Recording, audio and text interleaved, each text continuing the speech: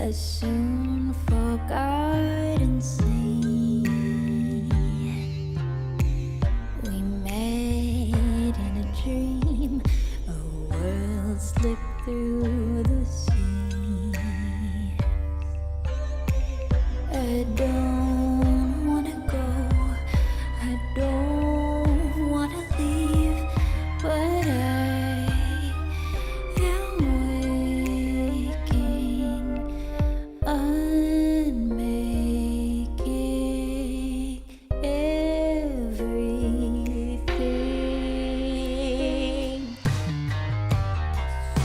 Forget your face, I'll soon forget your faces. I'll soon forget your face. I'll soon forget your faces. Oh, forget this dream and all that it means to me. Oh, forget this dream and all that it means to be. 3 persons, 1 body. 3 persons, 1 mind. 3 persons, 1 body. 1 body divide.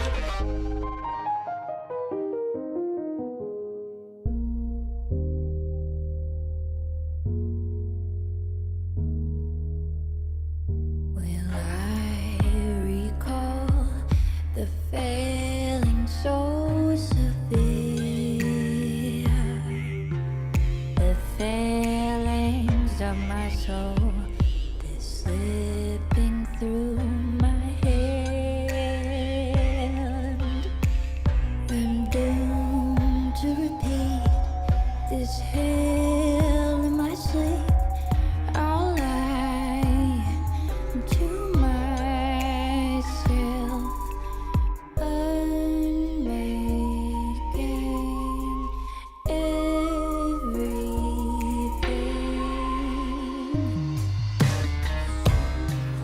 Your face, I'll soon forget your faces. I'll soon forget your face.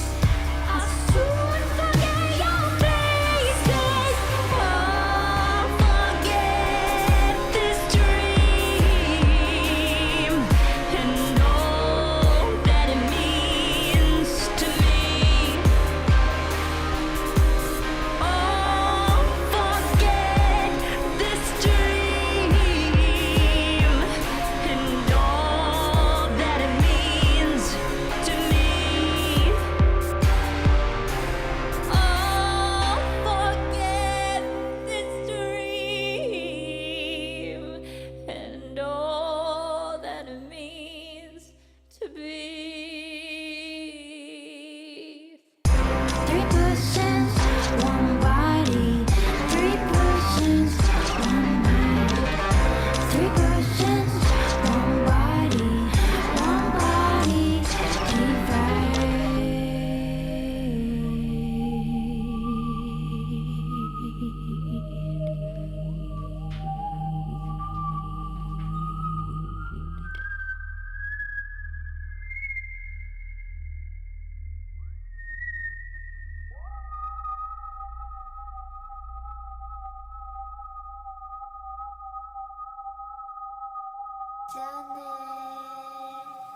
bye-bye.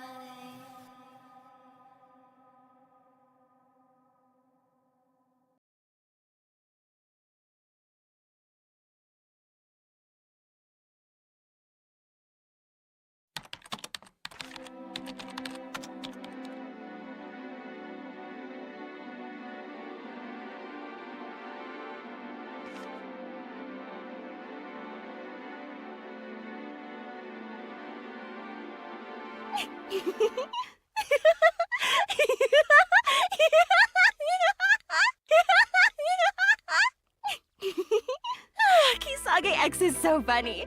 He has such out-of-the-box ideas. He makes nightmares feel like fairy tales. The story is a tragedy, but filled with heart. I've read it 3 times, and it still makes me laugh and gasp. I still do not understand the ending. Does the heroine fix her brother's mistakes, or was she just a victim of them? Asuka! You just reminded me. I wanted to say something, and I completely forgot. I've been searching for the words, and it finally came to me. Life feels like we stepped into a nightmare. We saw something really weird, and we can't physically bring ourselves to talk about it. That's exactly why we have to keep checking onism. That's what led us to Alex. That's what led us to the record. I don't know why, but it all feels connected to something. Something much bigger.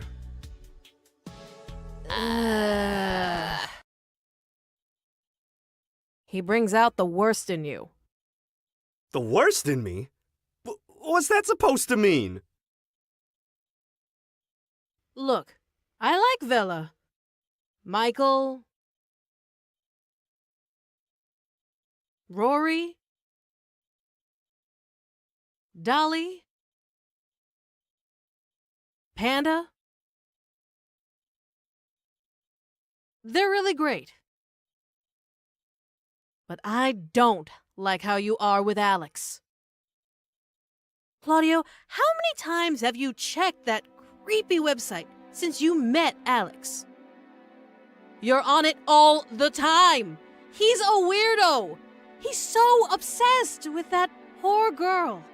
Doesn't that make you sad?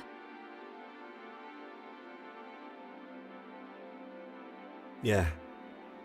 Yeah, it does.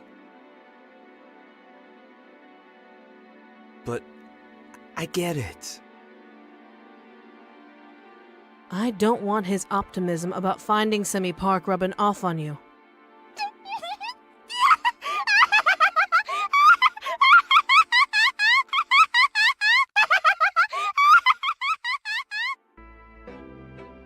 I think it's time you take a break. This script has broken your mind. Oh my, I'm so sorry. I wasn't paying attention. I was so lost in Kisage X and his beautiful screenplay that I forgot to pay attention to the real world around me. I'm sorry. You've been very wonderful host, and I've just spent all my time reading and rereading the script. Nah, that's cool. I wish I had something I could escape into. I wish I had an onism to make me not think about the real world a little bit. The thing is, onism isn't a fairy tale. It's not a Kisage X masterpiece. It's a place for sad obsessions. No one will ever find those missing people. They're gone. Getting lost in that is very different from getting lost in a Kisage X film. You gotta believe! Seriously, what makes him think he can find her? What makes him think this whole thing isn't some big internet hoax? Well, I mean, he said she's in the paper. Vela knew about her too. It just makes me sad.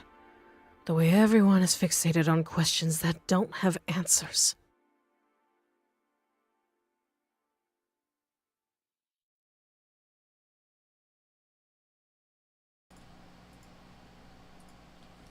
Hey everyone. Hi. Okay, yeah, so that was a new scene, obviously. So, yeah, we're gonna be talking to Vito Gesualdi from The Biggest Problem in the Universe, the creator of Super Killer. Let me get him in here. I hope you're all doing well. I hope you enjoyed the new scene.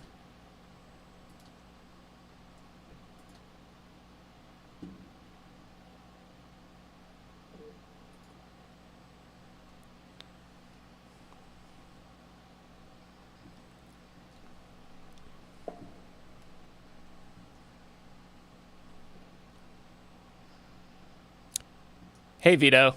Oh. Hello. How you doing? Let me get you on my display so people can see you.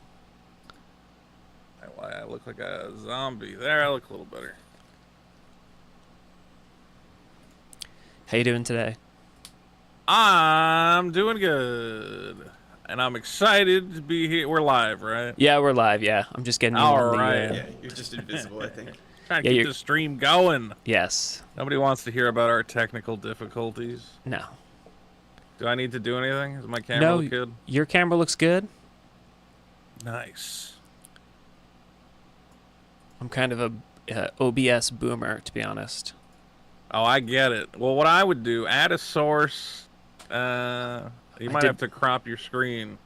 Oh shit! You got the Alex plushie. I got my little Alex plushie. Oh, my little boy. My little baby. Reminding everyone that YIIK 4 is here. I love that you keep Or is calling it it- YIIK is it- 4. YIIK I.V. YIIK I.V. Yeah, Holy. it's because I mean, that's it's kinda like version 4. 1.5. So Yeah. I.V. We're being all Kingdom Hearts bullshit with our naming conventions. Well, I guess that I screwed that up then. No, it's cool. I should It's probably fun. know the name of the thing I'm promoting. Damn it. It's funnier this way. YIIK 1.V, I.V, Aftermath, Retribution, Exactly. Rebuild 2.9. Let's Oh, yeah. never forget the Once you- dreams that we had as a child. Okay, let's see. Did my camera come on? I see me. Okay, let's see. I'm very. What is? Look a There's little some blown weird out. filter on my camera. It's bizarre. Hold on. I look blown out. Yeah. Let me. Okay, how's that? I think you should be able down to a little see bit. us now. Oh, cool. Let me see. Oh. Yes, I see you. Hello. Hey, yeah, so I'm Andrew, and that's Brian. Hi. Fantastic. I'm excited. Where are you guys at? We're in New Jersey. Oh, that's fun. America's armpit. That's what they say. Right, this is Have what you I been to said. New Jersey? I don't know if I ever hung out in Jersey. I think we picked up a car in New Jersey at one point. Okay. Okay. Obviously, I've been to New York. I'm from Massachusetts originally, so Oh, we okay. drive into New York. Have you gone to PAX You know. before? I have actually been to PAX East a couple times. Yeah, back in the day, maybe like 10 years ago. I used to go all the time. I was there. Remember when they made that indie game, the movie? Yes, I remember that. The one about the guy who made, what do you call it? What was that game? The one where it spins. Fez. Fez, yeah. Yeah. Fez, that's a good game. I was at the PAX East he was at, and I interviewed him, and I was like, oh man, I'm gonna be in that documentary, I bet. And then I wasn't in it, and I was mad. Damn. So Nice. that's the worst thing that ever happened to me. That's the worst thing that's ever happened to you. That's the absolute worst thing, is that I So wasn't far. in the indie game, the movie. Okay, well that's cool. All right, there's probably other horrible things that have happened as well, but let's say that's the worst one. Yeah, that could have been worse. Yeah, I do miss that coast though. How's the weather? Is it hot, It's hot. now? Yeah, it's hot. It's pretty bad. It's probably not as a hot bad time. where you're at. Anyway, we're talking about the weather. What are we doing here? Let's boot up this game. Let's get it going. Hold on 1 second. So I should share it with you, right? Yeah, just screen share it, and because I'm sharing the window, it should just pop right up. Okay. Hold on. It's very loud for some reason. Okay, now I pressed the wrong button. Alright, wait, add screen share. I believe Share in you. something. How about this guy? Did I do it? Oh, it worked. You did do it. Okay, All right. cool. I just gotta turn down the volume a little bit. Okay, I'm Bleeding gonna my ears. make this a little bigger. Now I have not. I've purposely gone in. This is gonna be a virgin run, That's good. That's what we want. so we can get the excitement. Yeah, of getting right from the beginning. I'm gonna hit the enter key and get right into it. Excellent. Oh yeah, are you on a keyboard or a controller? I'm on a keyboard. Is that gonna be okay? Yeah, it's fine. It's okay. We might have to explain some keys to you. yeah, we still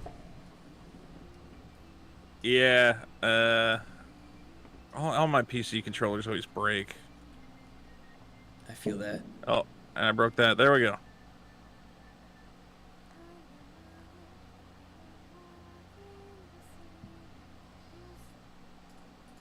Did I break it again? Are you tabbing out? I'm just tabbing out real quick because I was trying to get the. I was hearing our stream in the background. Now it's good. Now I won't tab out. Cool. Now there was a way that I was able to move myself so we could be in the corner, but I've since forgotten how to use this program. Is it OBS? Well, it's just Discord. I'm trying to get our little thumbnails in the corner. I'm sure someone in the chat is yelling at me, telling me how to do it. Oh, they're not good. So if they don't know, it's okay. Was that I don't Final know. Fantasy VII in his briefcase there? Yeah, he threw Final Fantasy VII, a bunch of cash, and Earthbound into his Earthbound, briefcase. I thought was the other one. There we Yeah, go. those are the sacred texts. Really wearing your influences on your sleeves, boys. Well, it's more about his underlying psychology, what makes Alex as a character tick. I would think it would be more of a Final Fantasy VIII guy. Like, I know it's the inferior one, but there's just something about it. Did you guys play 8? Yeah, 8's great. I love 8. 8's great. Yeah, What if we lived in a flying high school that taught us how to be soldiers? What would that be like? Yeah. I don't know. I want to find out. Tell me everything. man, Quistis was good. They need to make a game just about Quistis. I'm actually sad that they made like an HD remake, and the graphics, they made them like way more anime than they needed to be. The new models. Yeah, Actually, it it's, did like, kind of kinda lose distracting. something. Yeah. Yeah, it totally did. Yeah, I didn't hate them, but I kind of prefer the original models. The original models were like kind of like semi-realistic, and then they revisited them. They made them like anime, which is not. I don't know. I like that I'm talking about other games while playing. That's fine. Beautiful YIIK. Now it's cool. Well, one thing I love about your guys' game is I love this. What would you call this? Low poly graphic style. This Mega Man Legends. Oh, thank you. Graphical fidelity. Which honestly, this is the best. This is the I've never said this to you guys before, but if I made a game, this is what I would want it to look like. This is beautiful. No, well, thank you. I'm glad you like the art style. Love hearing that. Yeah. Oh, I love the art style. I can't even. It's perfect. Look at this. This oozes style.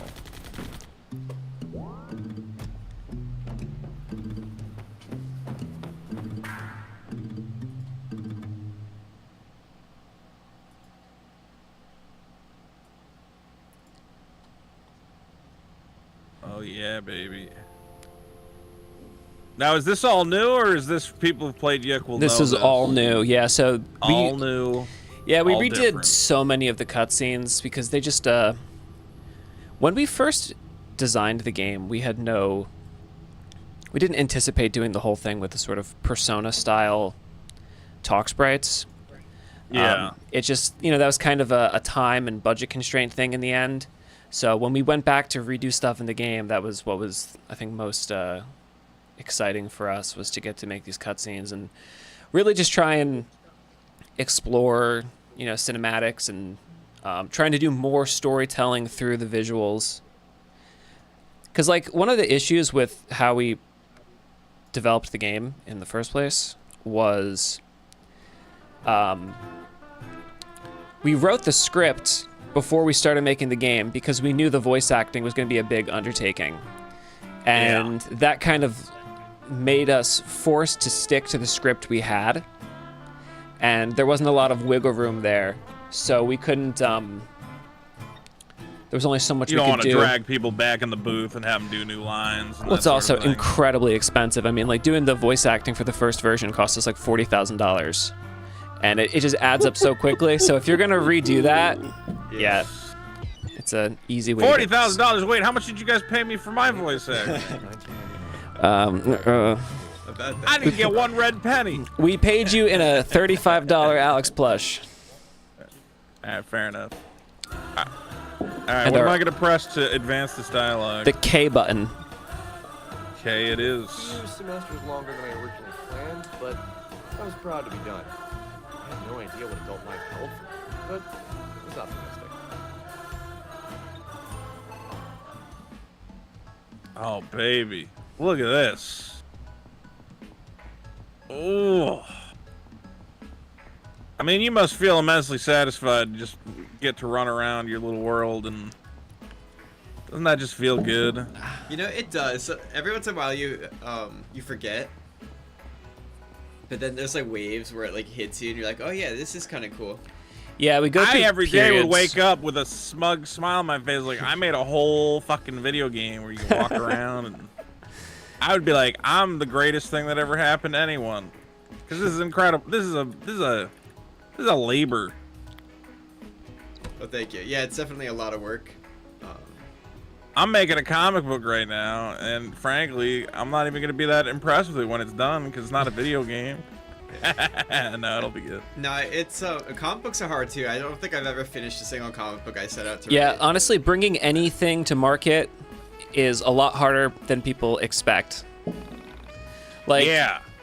you know, this was the second game we made, and like the second game we actually released. Like, we had made a bunch of stuff just for our own enjoyment when we were kids, but like when we tried to set out to do this professionally, this was the second one we made. And I don't think we had any idea of just how hard it would be to make a 3D JRPG. You guys got way too ambitious for your second game. Oh yeah, no, That's probably absolutely. true, yeah. Something Yeah. is wrong with you. What were you thinking? A lot is wrong with us. This is And way too much. we needed more people to tell us no. Like, oh no, you can't do that. Yeah. Oh, Yeah. if you want to like, if you make want to run Pong. faster, you can hold L. By the way. Oh yeah, the L button is the Oh, run no. button. You get to see his yeah. Devilman Crybaby run Yeah. All right, I'm trying to go where now? into the Up house here? there. Yeah. Welcome to Eggleston. Yeah, somebody should have told you guys, like, just make, like, I don't know, some Team Fortress hats. Do that for like 10 years. And then you can make a real game. Yeah, that would have been easier. First the hats. Dear son Yeah. of mine, please see if you can. Go get some groceries. Easy. Not even home 5 minutes. Yeah, there's He's definitely doing like a little, Go ahead. I like his little stage. Oh, yeah, his little NPR one-man show. Yeah. His little coffee shop, talk therapy. Give me that. Yoink. So do I need to go to the grocery store now? Yeah. Hell yeah. Oh, should I sure, explore? sure. Oh, a little surprise. The news of the record player has struck. The sound of the world around us will change the nature of all realities. What? The need of the record. Oh my god. That phone call was surely one of the strangest I've ever received. And no, I couldn't hear the music. Now I remember, I don't know if this is, whatever, let's just bring it up. I remember when this game came out, everybody was mad. Yeah, there was Not a lot everybody. of... But there was like a lot of hubbub. Yeah. It definitely did not... Like, we expected it to be not everybody's cup of tea, but it wasn't the... It pissed people off in a way that we hadn't expected. Like, I think people are just dumb. well, you know, I don't want to say that. You can say that. I'm cool with you saying that. Yeah, You can I'll say it say it. again. You don't Say have it to 5 say times. it. That's cool. But I won't say it. Well, Like- I remember everyone's like, why is it trying to tell like an interesting, unique story? You know, why isn't it just about like a guy with a sword who like hits other guys? And I'm like, don't you guys constantly talk about like, oh, I want video games to be art and they should respect video games as art? And it's like, okay, cool. Well, I want to try like some interesting, complex, abstract narratives. And people are like, this is dumb. I'm like, all right, well then you guys don't actually want games to be art. You're lying. Just okay. Vito, You lie. Vito, do you know that after this game came out, I went on the Dick show and I said basically that, and I got completely trashed Yeah, for you it. got like It was pretty bad. Yeah, and people didn't even some game journalists were trying to like say like, oh well, that guy, you know, of course he would go on this evil Dick Show podcast, and I'm like, I don't know, man. Here's yeah, the thing it was weird. It was weird. So like, the first thing, the initial blowback of the game was when it when the game originally started, it asked you Yeah. what name your parents gave you because we wanted to make it clear you were giving us your name and not naming the characters. Yeah. But then people quickly spread the narrative that was done to dead name trans players. Right, which, you know, it wasn't. Of course it wasn't. That's a crazy thing. And Okay, this like yeah. exploded. And then once everybody saw that lens to view the game, it just became like what else can we say about this game that is problematic? And I think unfortunately that sort of triggered like a bunch of people, like they just wanted like new things to sort of complain about because we were the bad guys who did the thing that people said that we did. Yeah, and like, you know, it's obviously like We rushed to patch that as soon as like that became an issue, like that was brought to our attention. But Yeah, like, you just said you changed the dialogue tree. Yeah, it would have Game never journalists- occurred to us to do that. Like, that's a crazy thing. Yeah. So there was a period of time. I worked in game journalism at that time, I think. Actually, it might have been. So for like a brief amount of time, I wrote some stuff for like Destructoid and some other websites. Yeah. And there was a brief amount of time where, what's the most delicate way to put this? Any way you could try to get offended about something, it's like, well, that's an article, man. That's a week of news right there. A few hundred yards outside of town. So like the most absurd narratives were getting passed around, trying to make game developers sound like they were evil people. Lonely? Nah. I don't Yeah. And man, I'm so sorry you guys got caught up in that. It's just like Jerry Springer stuff, really. Like, everybody wants to. People can only engage with things through negativity. They don't know how to talk about something without acting as something is either the second coming or it's the end of the world. There's no middle ground with people with how they talk about games. It's either the worst thing to happen or it is literally like the Messiah. There's no middle ground. Yeah. I mean, we live in an. Let's be real. I'm on YouTube, and I'm like, I made a couple like this month. I was like, hey, I kind of liked that Flash movie. I made another video that was like, oh man, that Spider-Verse movie is incredible. It gets like no views. It's like, who cares? And then if I make a video and it's like, hey, Disney lost a lot of money from that Indiana Jones, it's like, oh, everybody's got to click on that. Yeah, negativity sells, man. Negativity sells. Wait, I don't know how to fight. Yeah, there's no way to fight it. But it's like a mind virus, though, because people, when you interact with so many people, they can only do it through negativity, and it's very upsetting because it's like there's other ways to talk about art other than just coming up with clever ways to say that the art wounded you for not living up to the thing you wish they had done. There's this guy on YouTube named Super Eye Patch Wolf. Have you ever heard of that guy? I have, yeah. No, I haven't. His videos are hilarious because it'll be like, Final Fantasy 15 is a disappointment. And I was like, yeah, I didn't like that game. Like, I want to hear what this guy, what he has to say about it. But the way he talks, I say it, like every one of his videos makes it sound like Final Fantasy 15 shot his dog. Yes, that's a He's great just way like to put it. the melodramatic of Yeah. like, oh, I just really thought this was going to be a Final Fantasy for me, and at the end of the day, it's just a complete disappointment. I'm like, bro, just say it sucks. Get to the point. Yeah. Yeah, it used to be simpler when we could just go, oh yeah, it was great, or oh yeah, that sucked, and then we just, that was Yeah, it. but now you have to wax poetic about how it's the worst thing to have ever happened. If there was a game review site that just said, oh, it's great, or oh, it sucks, I would just go to that site all day. Yeah. I mean, we've always had this problem, though. I mean, like, even Roger Ebert's movie review is the most memorable ones, or when him and, Siskel would rip the movie apart. Well, it's criticism is like a sort of subversive art where you tear down someone else's creation in order to build yourself up. And that's entertaining. It's fun to watch. Everybody loves doing it. It's very similar to gossiping about people, only you're doing it about a work of art rather than a person. But it's a similar dynamic. Yeah. Well, I think we also live in an era where a lot of people are just deeply unsatisfied for a number of reasons. So you really like the idea, especially when it's a big time corporation, you go, oh, look, Disney's failed. Electronic Arts has failed. Even this big company, they don't know as much as me, Right. Average Joe.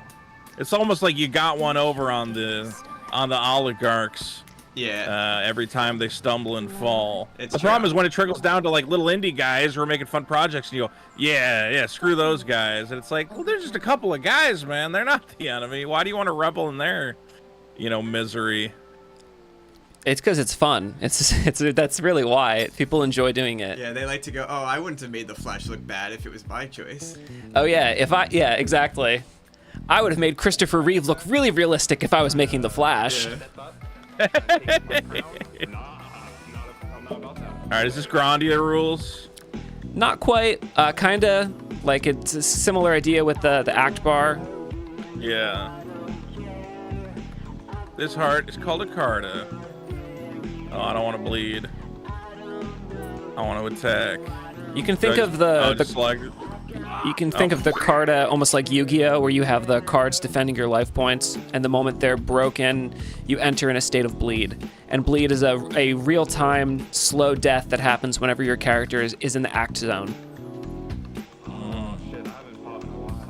And this is an entirely new battle mode. It's completely gutted and recreated. Really? Yeah, so the original battle mode wasn't this. This is the good one. Was the old one just a little more simplistic, I think? It used mini games, but it was a little contrived, like the way that the Yeah, it was just had like a lot of parts that like we weren't happy with. Like it was slow. Am I not close yet? You should be. It was a little slow. It had like the mini games were fun, but they took a lot of time. It ended up making battles take longer than I would have liked. Yeah, you don't want your battles to take It forever. was game within a game within a game, very stop and go. Exactly. Yeah. And we were at the point where like, well, we redid so much, let's just redo the battle system and make it something that we really want. Select the card to use its special ability. I'm gonna do that thing.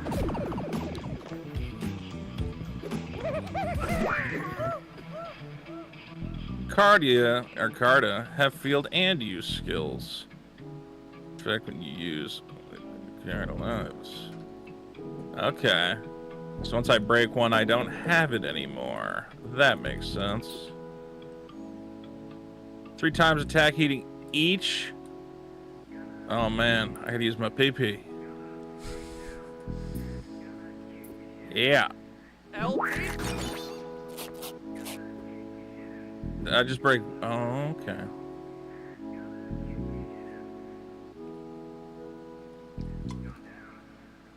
So you can use your Carta if you want to get like a crazy attack in, but then you don't have a barrier anymore. Exactly. Yeah. All right. Yeah, and then some of them, while they're on the field, they give you a buff. So having them on the field is beneficial in addition to defending your HP. Yeah, so you don't want to use them if they're giving you a static ability. Yeah.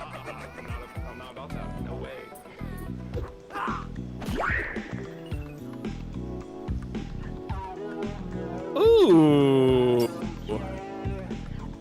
Most beginners can't win this match. Oh, this guy is done. Let's go. Okay, so I don't have any cards here, so I can use a skill, but I don't want to do that. Oh wait, how do I exit? Is J? X? Oh, yeah. If you press L, I think it'll. L. Yeah. All right, so what are my options here? Just attack. Yeah, because you don't have any more You Carta. can attack for now. You could defend, and then your PP will get bigger. I can defend if I think I'm gonna get lucky. Miss. Fart. Don't worry, I got him now. Bam. Ow. Alright, so every action I take now is gonna be a... I'll just lose the battle. Yeah, you'll bleed every time you take an action. Maybe I'll get lucky. Maybe it won't kill me. Go! Oh, he's bleeding now. What if... Oh no, he has little buddies?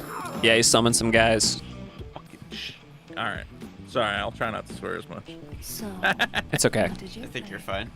Was it everything you hoped it would be? Oh, yeah. Many people long to play the dark game and build it up in their minds. The fantasy they create usually eclipses what the game is. But, like all good games, it scales with time. The more you do it, the more partners you have, the more you get the nuance of combat. Yeah. I'll leave you here to gain some experience. to chase the pussycat. Remember all that I taught you. Your future partners will be appreciative. It's crazy you guys went out and got like real voice acting talent. Yeah, we had a great casting director, Brittany Lotta, who just found amazing actors for every character. It goes a long way to make the game feel, you know, yeah, impactful. Well, it feels like a real thing. You want to Yeah. have, you gotta have good voice acting.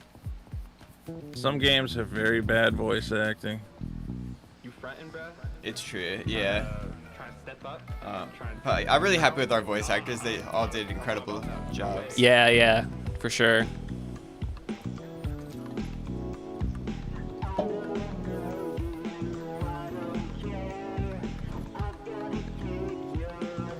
You want to jump on that Yeah. middle log?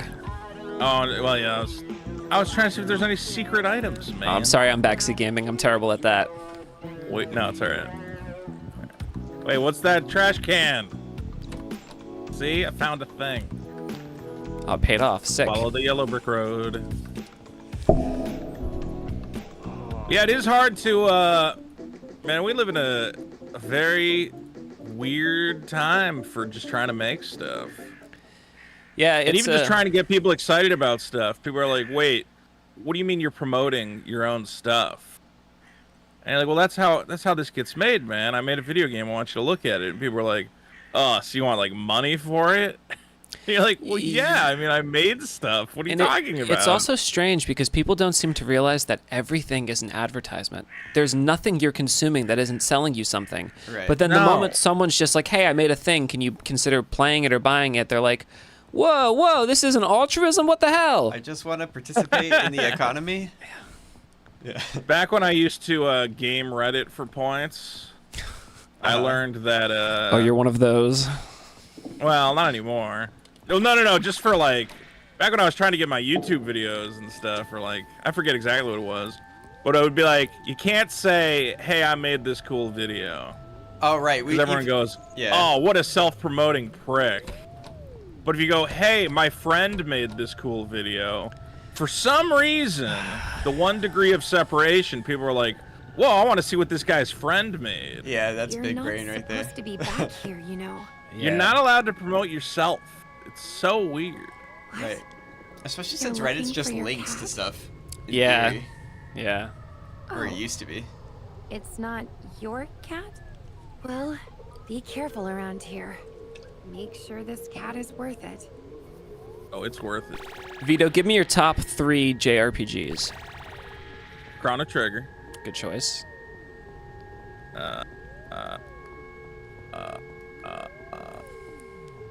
See, I feel like if I say Final Fantasy VII, that's like cheating. You're allowed to say it, though.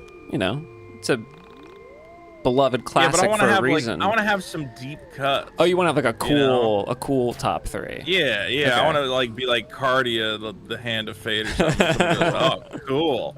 That is a good No, one. I never actually played Cardia. I actually haven't played it either, but I know it. It was actually one of those ones that I was always like, man, I gotta get a copy of Cardia because it's like hard to get. I've never seen a copy in real life. Well, didn't Amano do the box art for that? Mm-hmm. Yeah, the Final Yeah, Fantasy yeah. character designer did art for that. I think I have the case for it, and I don't have the game itself. Oh, Like, that's somehow I have cool. an empty case. I'll do one. It's not really a deep cut. Shadow Hearts. Love it. Oh yeah, Shadow That's Hearts is a great. pretty hot one. Yeah. Shadow Hearts is fantastic. I'm a big portable guy. What are the portable RPGs? Golden that are, Sun. good? Golden Sun's great. That's a classic. Golden Sun's good. Yeah, that is a classic. Final Fantasy Tactics Advanced. That one's good. Yeah. I remember getting that one. I don't know if you can see behind me. That shelf is all Game Boy back there. Oh, nice. Yeah, cool. I love the Game Boy and the Game Boy Advance. Dude, I don't know why. I just like these little. They're perfect little games. Yeah, I still play my Game Boy Advance like weekly. Oh yeah, I just modded one with one of those IPS screens. Oh, cool. What was I playing on there? I was playing something stupid. I just got Boulder Dash EX. I'm gonna be playing some Boulder Dash at some point. I've never played that. Me neither. right, so Shadow Hearts, Chrono Trigger. Chrono Trigger is like my number one. I was obsessed with Chrono Trigger as a kid. Have you played Lufia 2? I have played Lufia 2. I like Lufia 2. That one's great. Wild Arms. Yeah, I do like Wild Arms. I'm trying to think. God, I'm gonna say Final Fantasy VII temporarily, but then I'm gonna think of something else better. And I'm gonna replace it. Cool. What about Vagrant Story? I like Vagrant Story, but I always got my ass kicked in it. I never got like far enough in it. It's actually a pretty hard game. It's a pretty hard game, yeah. It has incredible cutscenes though. Like the cinematography in that game is unbelievable. Yeah, it's almost Dude, unrivaled everything still. Squaresoft did during the PS1 era is just like, even the bad Squaresoft game. Right, exactly. Like there's not not they made a bad game. Even the ones that murdered my mother, Yeah. those were also Well, good. Even the ones that people said were bad were actually just really interesting and just too strange, like Saga Frontier. That's a really good game. It's Dude, I got the Saga Frontier. You said they re-released it on the Switch? Yeah. I was like, I'm finally going to beat Saga Frontier. And then I tried playing it, and I was like, man, this game is impossible. Okay. I have no idea what's going on. I beat it with every character. Yeah, Brian's obsessed with the Saga games. Yeah. Romantic Saga 2 especially is amazing. The elevator came to a smooth. I cringed with anxiety as the lights flickered. And that's one I think people play the least because I've never seen a Let's Play of it properly. With the mechanical gods to keep the power on. You know what? I like the Tales games. Have you played Tales of Destiny 2? I think that's the best one. Yeah. Tales of on Eternia. PS1. Yeah, that game is amazing. I love so that game. good. Yeah, me and Andrew played that. Yeah, honestly, multiplayer. they all have kind of been a disappointment after that one. Tales of Symphonia is good. I like Tales of Symphonia was, Symphonia. I think that's the last Symphonia. great. Symphonia is like the last great one to me. I know a lot of people like the one on the 360. Yeah, I couldn't get into that Vesperia one. is okay. Yeah, it's okay. I'm gonna say, it's fine. Yeah. I'm gonna say Abyss was the last like. Yeah, but when that pretty game good slashed my tires and burnt my entire family in oil, I don't know. I need to. Tales of the Abyss? I need to go back to Tales of the Abyss. I stopped playing for the dumbest reason. I was working on the Y2K camera system at the time. Yeah. And they had nailed this thing like perfectly, like trying to do what I was doing with like the rail camera. And like I just couldn't get it out of my head. Like I was like, obsessing with them. Like, how did they do this? How did they do this? And I'm like, I can't play this anymore. I was like on an airplane playing it on my on the 3DS. Were we going to port. Japan then? Yeah, I think so. Oh yeah, that's funny. And it was like a whole game I just couldn't touch because it was like getting into my head. Like, hold on one sec. Actually. Yeah, that's better. Sorry, I was having trouble hearing you guys over the game a little bit. Oh, okay. We can always up our volume if you need us to. Yeah, I think we're good now. Okay, cool. And chat, how are we sound to you guys? Is our volume okay? Somebody's saying that I'm not talking enough about the game, and I'm talking about surrounding. I disagree. I like just talking about games personally. Yeah, I don't know. I think you're getting. I mean, if something happens in the game, obviously we'll touch on it. We're kind of getting to know. We got to know each other's gaming background. Yes, we need to have a rapport. We gotta, because it's weird. Because it's like, I watch your stuff, so it's. Yeah, so you watch a the little strange. podcast that I do? Yeah. I watch The Biggest Problem, and I watch your just general YouTube content. I think I'm subscribed to both your channels actually. See, like I never understand. It's like I make this stuff. And I always assume no one who is watching it is a real person. You know? Yeah. No, So I like people your are complaining about the Star Wars hotel. That was funny. I like that one. I'm working on a script. I have a big video I want to do about that covers all of it. All the Star Wars hotel stuff. Which we'll probably go over all the same topics again, but maybe in a little more detail. It wouldn't be a YouTube video if you weren't just repeating the same information over and over again. I feel like somebody's got to get you into like the dead husk of that hotel after they close it down. Dude, I want to sneak in. It'd be so like good. urban exploration inside of the dead Star Wars hotel. That'd be cool. Yeah, supposedly they're gonna turn the Star Wars hotel into something else. I don't think we're gonna be able. They're not gonna just leave it out there rotting for people. Yeah, probably not. Well, they've done that in the the past actually. I think that Yeah, Disney has like a sometimes bunch there's like of a Disney weird... Island. Oh, they can make it a Sound of Fury hotel. Yeah. Yeah, that's a good idea. Sound of Freedom? Freedom, that's what it's called. Oh, okay, yeah. Oh, yeah. Whatever. Messed up my bit. Well, I saved it. Man, that would be so fucked, though. I don't even want to imagine that. I haven't seen Oh, it. no, dude, what are you talking about? It would be an interactive role-playing adventure where you get to save a bunch of kids and then make sure nobody takes the blood out of their body. But it would be like, they'd be in like Disney costumes. So they would be like... It'd be adults dressed as oversized children. Yeah. They'd look like cartoon characters. Yeah, I'm always, when people are like, oh, I love listening to, like, Biggest Problem, I'm like, why? What do you mean, why? It's great. I'm like, sometimes, well, some weeks I like, you know. Some weeks I'm you get like, it. all right. Some weeks I'm like, yeah, this is a good episode and I'm really trying. And then some weeks I just show up and I'm tired. And I'm like, oh, this episode's gonna suck. I feel like you fundamentally don't understand the podcast idea. Like, it's just seeing the same people every week, and it's like watching a soap opera with just like continued characters and in-jokes, and it doesn't really matter if it's not great. It's the rapport that's good, and sometimes it's funny if it's bad. I used to listen to like Howard Stern reruns all the time. It's just like, it's fun how it builds up. Yeah. And stuff gets referenced. And you're like, I know what they're talking about because I listened to the last episode. Exactly. It's probably different when you're in the show, but... All right, what button am I pressing on my keyboard right now? Oh, yeah, so hold space. Okay. Select the panda. Yeah, then let go, and then it'll be equipped. And then you can press the L button to drop it.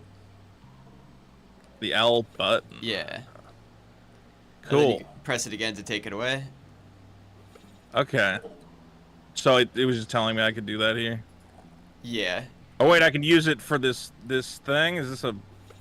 can I make two of them? Well, you can... You can be the other one. Yeah, look how the eyes follow you. Oh! And then it gets cross-eyed. I'm so smart. Wait, is it going to go away? No, lets me go through. Okay, so I have turned the volume up as much as I can on the game myself. So, Vito, would you mind upping the game volume a little bit? The game? Yeah. How about like right... Oh, that's a little loud. Hold on.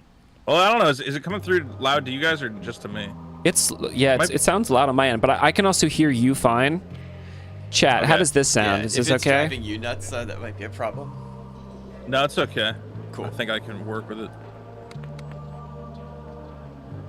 So here's some sort of thing I could maybe should I put the guy down again? Yeah. So the chat says, let's see. The game looks like a lot of fun, and I plan to pick it up, but have you taken criticism people had with the writing into consideration for IV? Of course we have. Do you think we would do all of this without considering that aspect of it? The thing is, we considered everything. Yeah, whether or not we followed everything. Yeah, it was. I don't think there wasn't a single criticism that we didn't factor in when we were deciding. Yeah, just, except the dumb criticism, which we've established was wrong. The thing is, too, that people failed to, I think that people will see once IV comes out, but there's some stuff that people just weren't picking up in the story because the presentation was, lazier before. Yeah, certain lines weren't punctuated because there wasn't, a 3D model performing them or a camera angle to punctuate it. Acting to go along with the dialogue, it sticks in your head better. We've also found that, we'll show a scene that has identical dialogue to 1.0, but because it has a better directed cutscene, people are like, oh, they fixed the writing in the scene. It's like, well, the writing is actually the same. It's exactly the same, but the presentation solved the problem. But there is some ways we've accounted for issues with the writing. By no means do we think the writing was perfect in the original game.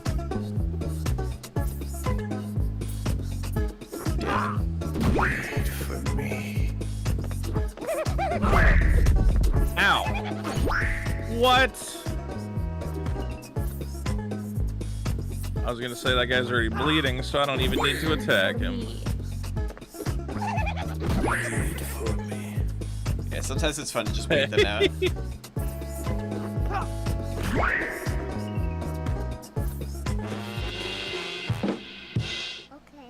Nailed it. Excellent. Okay, wait, I'm over here. Yeah, don't jump down. Alright, want me to tell you? Yeah, just tell me. Just remove the panda. Press, yeah, there you go. Oh, I didn't realize that a thing had come down. Now you can drop him down on top of that switch again.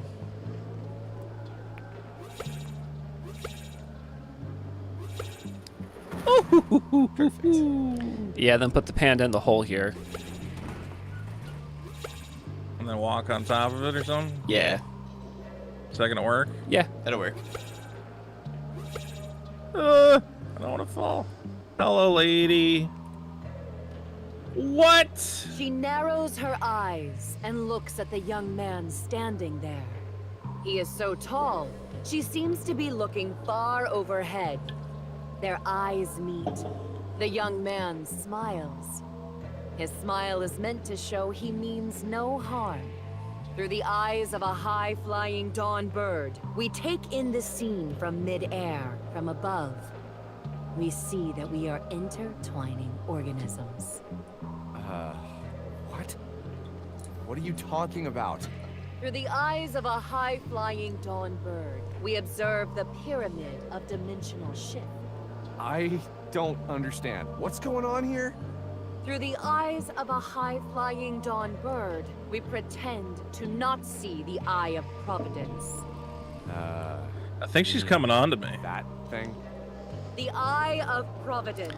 Alex would think symbol that. Showing an eye often surrounded by rays of I'm the light prototypical or Alex. glory, and usually We all are. enclosed by a triangle.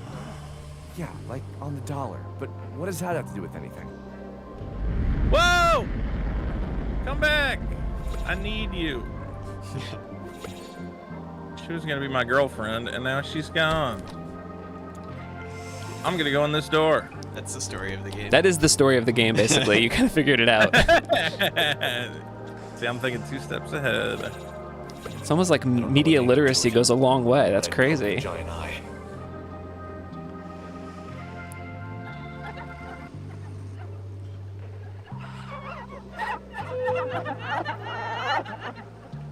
The pyramid's tears seem to power the room. What the hell is going on here?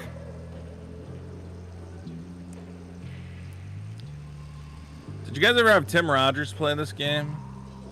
No. I don't think so. I don't believe we've had the pleasure. I don't think so. Do you know that guy?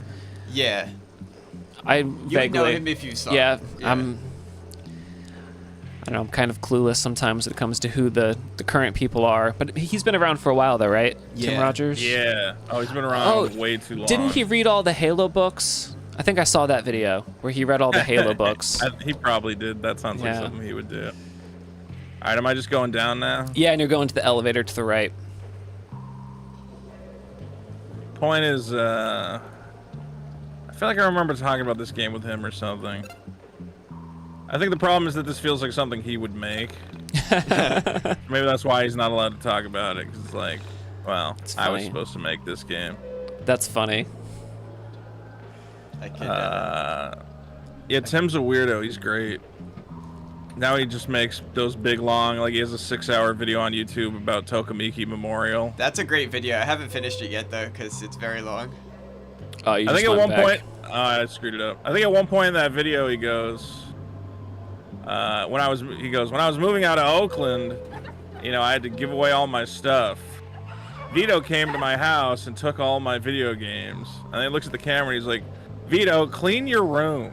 And I'm like, oh. That's He knows amazing. my room is dirty because it always is full of video games and crap. That's so funny. I'll have to send you that video, Andrew. It's pretty Yeah, good. that sounds cool. I have Tim Rogers' PS3. I booted it up the other day. It's got a bunch of weird Japanese PS1 games on there. Oh, I'll bet. Oh, that's cool. Yeah, what is it? Adventures of Little Ralph? It's like a platformer.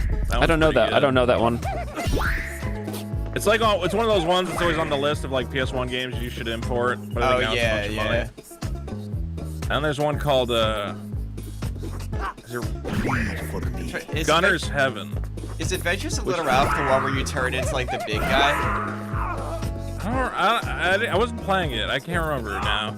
I think. Oh, you're It's just showing good. your hipster bona fides. No, I've played it before. I just can't remember what it is because I didn't play it.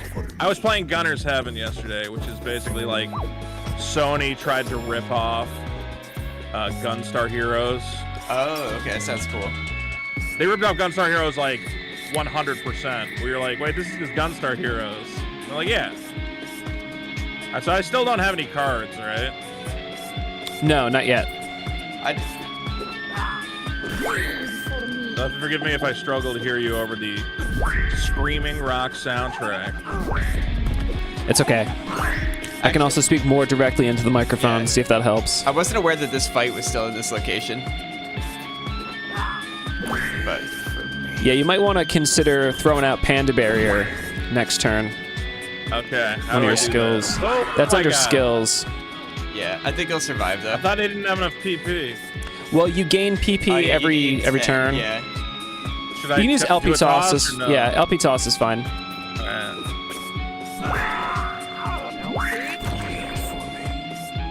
Did I miss?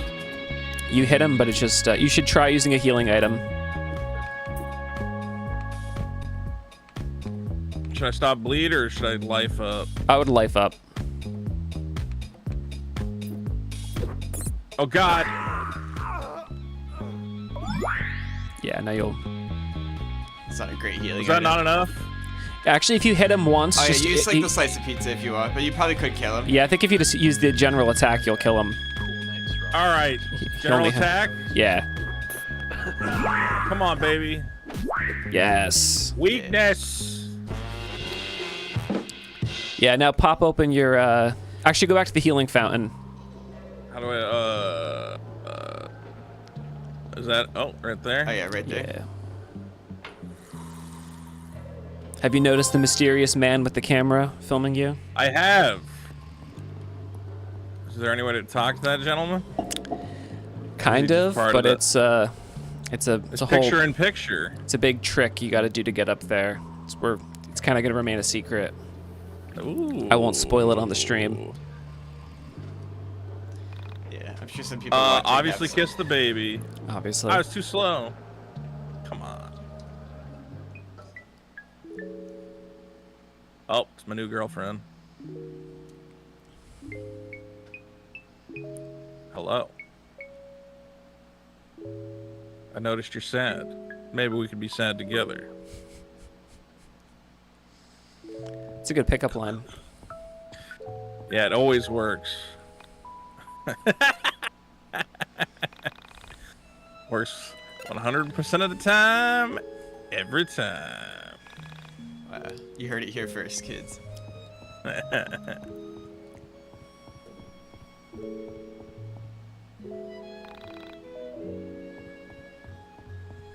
What about you guys? You guys in any relationships? I'm married. I have a child. Oh man. Yeah, an I infant am currently son. not. Wow, so you guys have both sides of the Yeah. equation. Yeah. So one of you's all like, hey, we should depict love as a beautiful thing. And the other one's like, Who's there? love destroys your heart. Rips it in two. I don't think that's ever been a source of conflict in our creative process. Hey, I can leave if you like. No, please stay.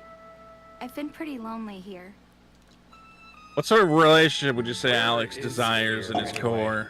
I mean, that's what the whole game is about. It's literally about him chasing this sort of feminine ideal that he can't ever get close enough to because he has a warped perception of people and a messed up relationship with his with all the women in his life. Sounded nicer than. It's a very Jungian, Freudian kind of story. I came from here. Maybe a bit more Jung Is there than Freud. anywhere else? Anyway, I've been looking for my cat, Dali. Have you seen her? So the stupid thing was a girl? I just assumed it was a boy cat, seeing as how it had a spindly mustache. Yeah, like Is that the these, cat who looks like this Salvador Dali? cutscene in the original version was just done using the 2D illustration talk sprites. Yeah, but now you have this fun. Yeah, you get a lot Interactive. more That is, intimacy my with cat the way just that looks she like dances Dali around him. herself, not another cat named Salvador. Yeah, the talkie text box stuff I doubted she'd know her 20th century is the kind of Spanish thing Catalan surrealist that you painters normally all want that to all skip either. over, you know? Yeah, because Yeah. it doesn't feel relevant. You're like, okay, this is just a Right, I saw a cat earlier. Persona 4 gets away with it really well. Yeah. Naturally, my description of But I feel like they have Yeah. like, certain types of scenes that just kind of work with it. Yeah. But Persona 4 kind of the whole. I don't even know. The whole aesthetic is like text boxes, I guess. rather strong personality on Yeah. this cat. It's also a little different on mobile device, I think. I mean, even Persona 3 was basically able to convert like half the game into just like visual novel Oh presentation. yeah, it got rid of all the. My cat has a on the beautiful PSP mustache and PSP, perfect right? eyes. I can't imagine we're Yeah. talking about the same cat. I told her I wouldn't mind helping her find her cat. I waited for a moment as she processed what I said. I could tell something was wrong. What's wrong? I don't have to help. I just thought you could use an extra pair of cat hunting eyes. It's not that. It's okay. Forget it. Hey now, that's lame. You can tell me anything, no judgment here. Wow. No judgment. Great lie. I like a good liar. Hey, I'm serious. I didn't mean anything by that. It's not you. That wasn't fair of me. It's just... the world has used me so unkindly, I fear it's made me suspicious of everyone. Okay. For now, I choose to trust you. But I reserve the right to decide you're just as evil as the rest of the world in the future. Sounds like a fair deal. My name's Alex. Nice to meet you. I'm Sammy. But please call me Sammy. I don't know why I'm trusting you. I guess I always had a special spot for gingers. Hey, careful with that word. That is our word. What do you mean, our word? You're That was weird, another thing we got in Alex. trouble for on release day. Oh yeah, I'm sure you're not allowed to have any jokes. Let's just look for the cat. The goddamn video game. I'm infuriated on your behalf. Some of this misplaced criticism. Well, thank you. I appreciate that. Well, like, I think a lot of these like game journalists, I'm like, guys, I know that you don't have any natural interactions with other human beings, but in the real world, people joke around. Like, why do you want game characters who aren't messy or imperfect? Well, you know, There was shouldn't also- characters in fiction be a little bit less than perfect or whatever? Yeah, well, there's also a kind of issue with how people perceive games as like literally being about them. So it's like, oh, I control this character, so the developer is saying that this is me. This is what the developer thinks I am. And it's like, well, no. I mean, you know, Miyamoto doesn't think you're Link. Doesn't think you're Mario. I don't think you're Alex. You think you're Alex. You're the one who's doing this to yourself, not me. Yeah, I have not forced you to adopt this persona. To use a turn of phrase. Yes. I'm in the Lost Woods. Help me. Open both wait. doors. What? See, the eye opens halfway. I did see the eye, yeah. Now poke the eye. Bippity. Whoa.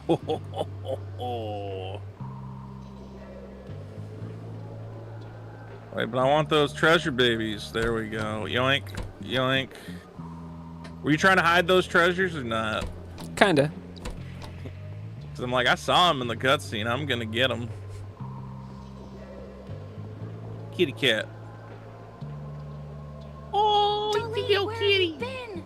I'm so happy to have you back. Oh, who's a good cat? You are. You are. Oh, I should probably tell you about Dolly. Dolly is a tool, much like your stuffed panda friend. You're a tool. Sorry. Use Are we Dolly getting a to cat catch camera items now? and hit switches Nice. that are too far away for you to reach. Mud wants to say hi. Dolly can It's a nice jump, cat. So don't worry about her falling down any gaps. This will be useful, so make sure you try. He's a big stick in the mud. Okay. What do you so want? Shall we get out of here? He just spends all day. I had to get a special tray for my keyboard because my cats have decided they live on my desk now. I can't even put my keyboard on my desk anymore. That's so funny. Yes, let's get Sorry out of about my here. house. I've been meaning to get someone in here They to just know fix you're the paying power. attention to the I get keyboard. So busy that little things like that get away from Like me. keeps wanting to lie on the That's normal. keyboard. It's like my mother He's like, used this to is a have great everyone take their pillow. shoes I'm off like, at no, the it table. isn't. Oh no, I've become my mother. Oh, one last thing I should warn you about. I've got a roommate. His name is Wilhelm. Well, you'll see.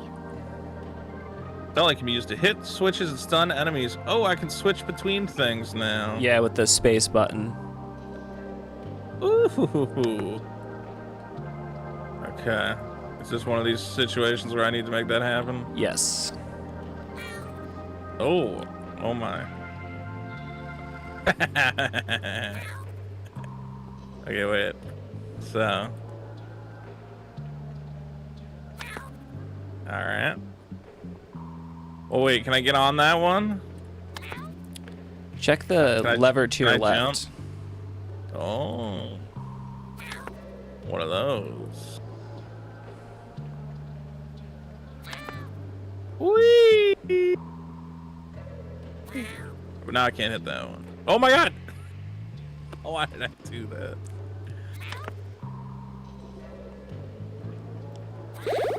Oh, and I can stun guys. Sorcerer's Ring. Little Tales of Symphonia right there, baby. Right. Or yeah, or like a hand pan from Wild Arms. Oh yeah. Don't worry, babe. I got 1 PP. Never mind. Let's fight this one. Oh, what do you have? I'll let you hold on to that. Wait for me. Cat scratch.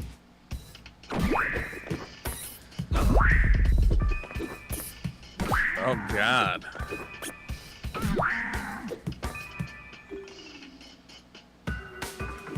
Good teamwork.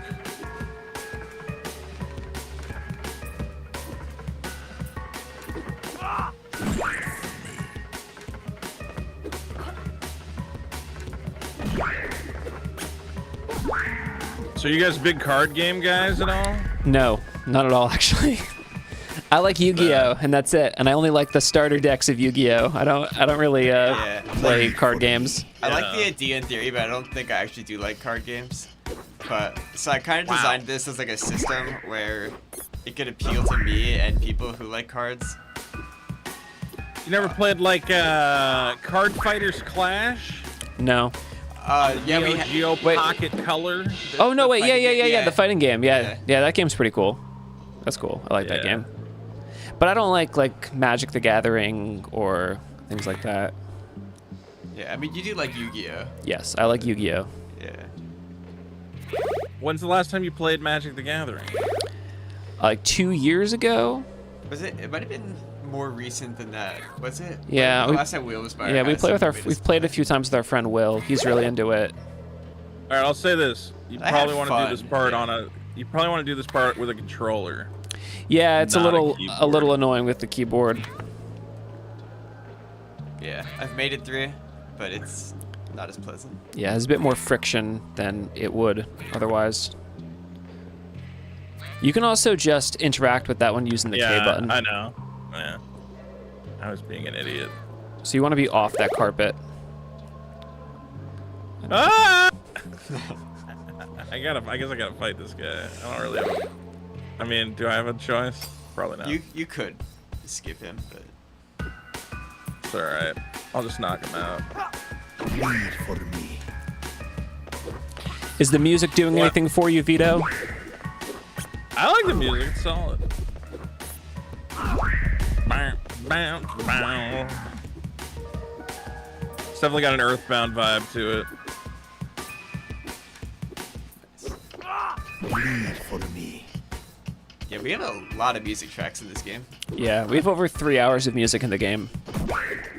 Is it a bunch of who did the music? I did most of it, and then there's some guest composers who did some original tracks and then some arrangements of the themes that I made for it. I'd be pretty confident in saying that it's probably got the most battle tracks of any RPG. It might have the most battle tracks. I don't know. It has a lot of battle I've played tracks. a lot of RPGs and most of them use like 3. So yeah, If you're gonna have a game where the guy fights with a literal vinyl record, you're kind of contractually obligated, aren't you? You gotta. To have a lot of music.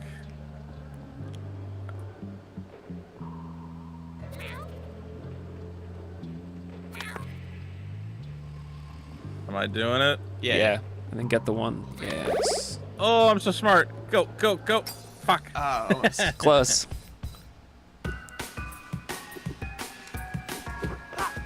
Wait for me.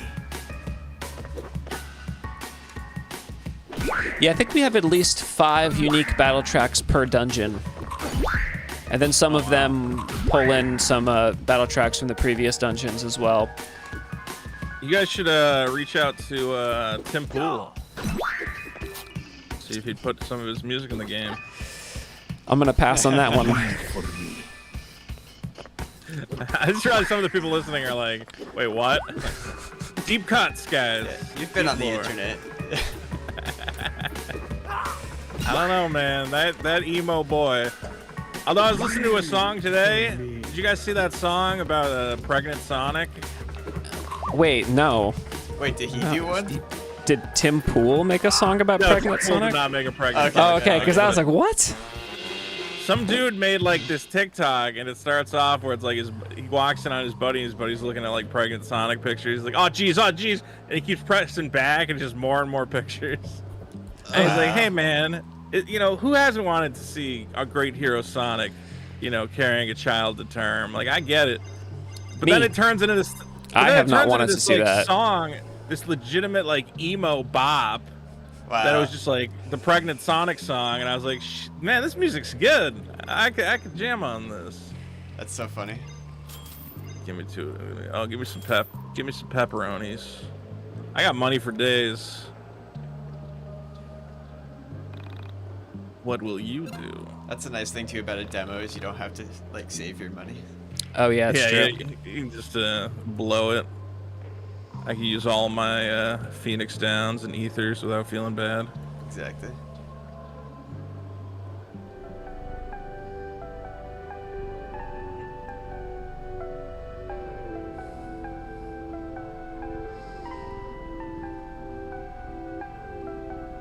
Should have said Xenogears. Oh yeah, That would've Xenogears got is me great. dead. Yeah. God, Xenogears is pretty great. I never actually beat it either, though. I haven't beaten it yet either. You should. Yeah, it has a cool ending. I started replaying it on this. I got the Steam Deck. Oh, And the cool. only thing I've put on there is PS1 games. I'm like, bro, did you pay $600 to play Xenogears? I'm like, I don't know. I don't even know why I bought this stupid thing. Oh, dude, I'm the Dragon Warrior right now.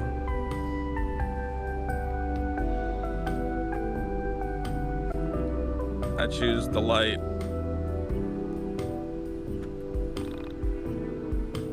Maybe not.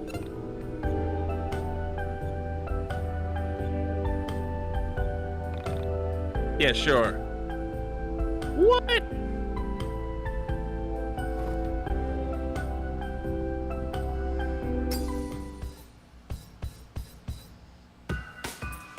Let's go.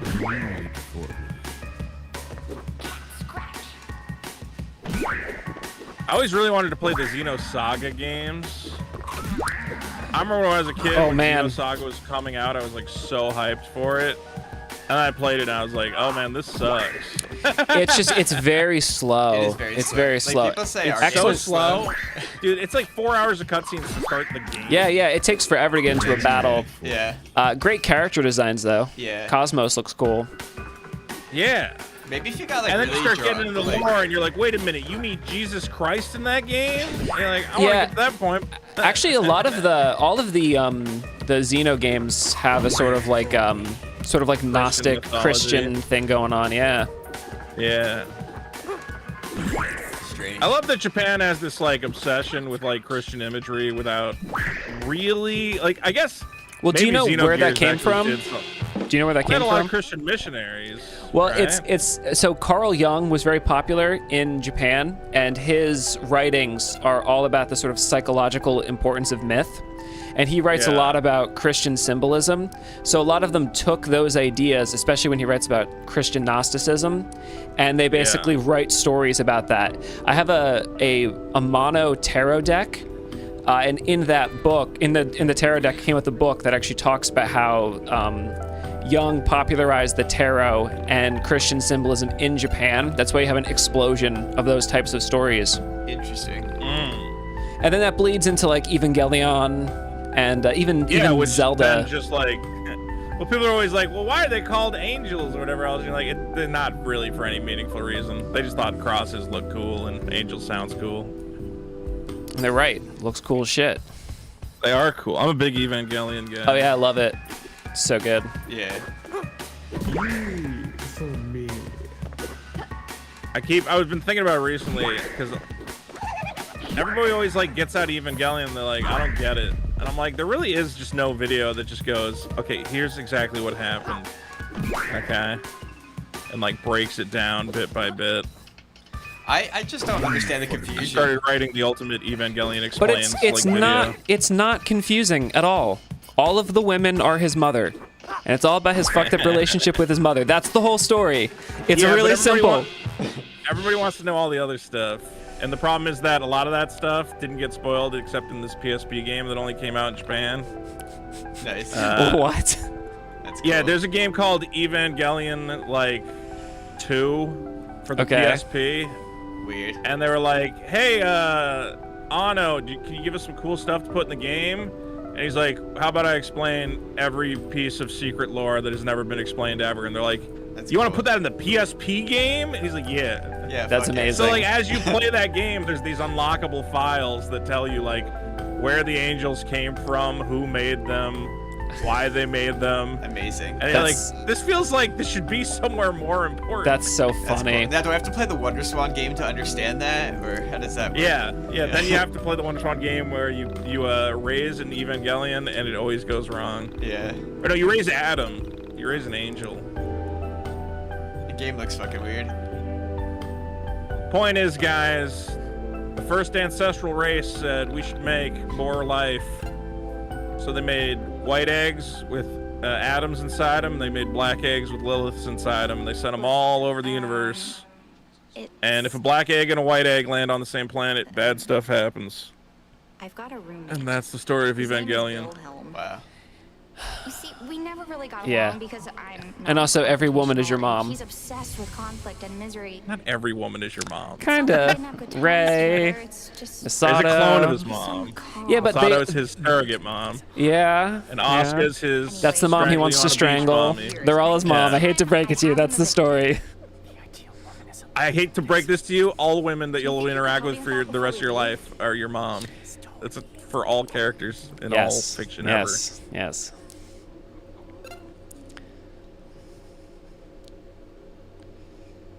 Hey, Sammy's your mom. Pretty There's much. something I've been meaning to talk to you about. ever. Yeah. It's okay. Deep breath. So there's just no way around it. I'm going to have to kick you out.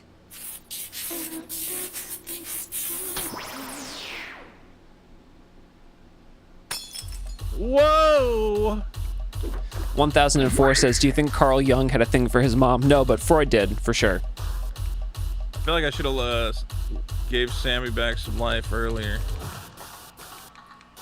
I'm gonna hook her up now.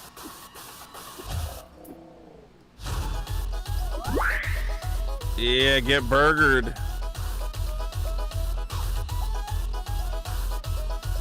Ooh, I can get a special Carta.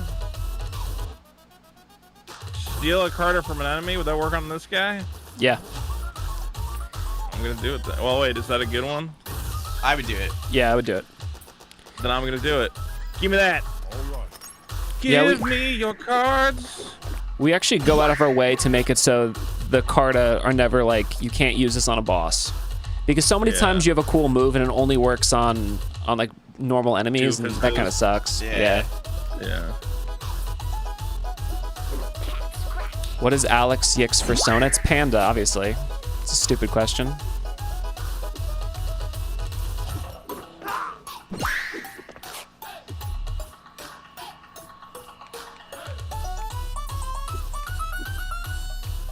Throw a stick. 62 times strength?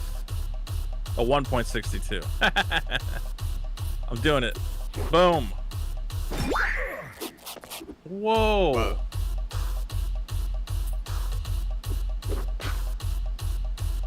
If I start doing anything stupid, feel free to tell me.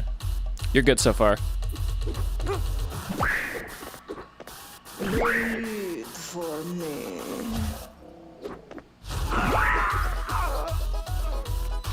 I'm gonna end his bleeding. Good idea. Does that not work because he doesn't have any cards? No, it worked. Basically, if you take another hit, you'll go back into bleed, though. Oh, okay. Well, I just want to take another hit. You might want to use an item to get some PP and then cast Panda Barrier so you can't take any damage for a few turns. Oh shit, I'm so fucked. Heal Hold Alex. On. Alex, stop dying. Oh! Oh no, Crow's gonna die. Oh wait, he's already dead. What about 15 PPs?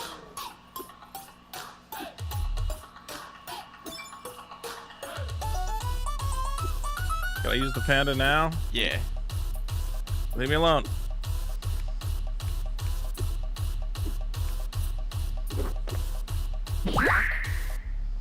Get that panda out there. Panda barrier. We're a little late on that, moron. Oh no. Wait, why'd she die? Because she was bleeding, and you were in the act zone. Okay, I think if you attack, you'll win. Yeah, I think if you might be able to hit him in one shot. LP toss? I would just use the Yeah, regular attack is fine because LP toss is better if he has Carta. Oh, damn. That's Wait. Okay. Come on! Oh, come on. I You're got the so one! close. Alright, now we know what we're doing, though. Oh, yeah, I should have told you to heal before it. Oh, well. I need to heal what's her name, right? Yeah, Sammy. And then I would also work on getting a panda out sooner. Okay. So, she'll help my man get some stuff. He's gonna steal that ghost card again. Whoa! Bleed for me. Stop hurting me.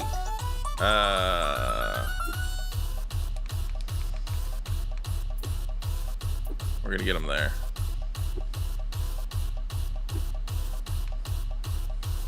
I think we need to stay.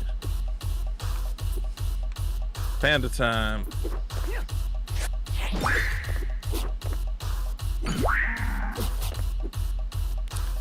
So you do want to inflict bleed as quick as possible. Yeah. Gotta heal Alex. I should have not done that thing. Maybe we'll do it. Maybe we're okay, even though I lost my good fighter, huh?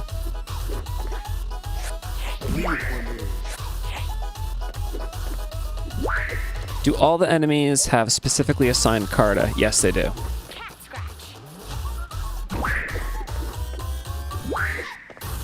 Come on, I just need this idiot to bleed to death.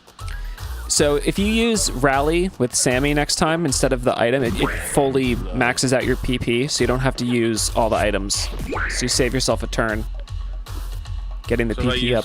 Wait, Rally with her? Yeah, so next, when you die inevitably, start off on her first turn and use Rally. Maybe I won't die. I'm definitely gonna die. Look, he can't even... I resisted. Bam. You might win. I just gotta believe. Guys, I just gotta believe in the heart of the cards, okay? Heart of the cards. Nothing. You got nothing. Oh. I didn't even want her around. Don't hit me. Blood. Go! Come on. Oh, live. yeah. Live. Do it. Yes. Suck Man, it. the heart of the cards had your back there. Heart of the cards. Exodia, the forbidden one. I choose you. Blue Eyes White Dragon. That can't be. Dry their feet of the blackened pond, for they will inherit the question of reality. Thank you.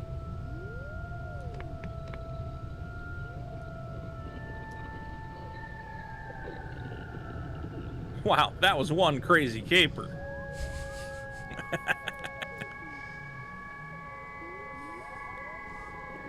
You have control again. Oh. Sometimes I feel like I'm watching a cool cutscene. It's those Final Fantasy angles that get you. Oh yeah, I love those.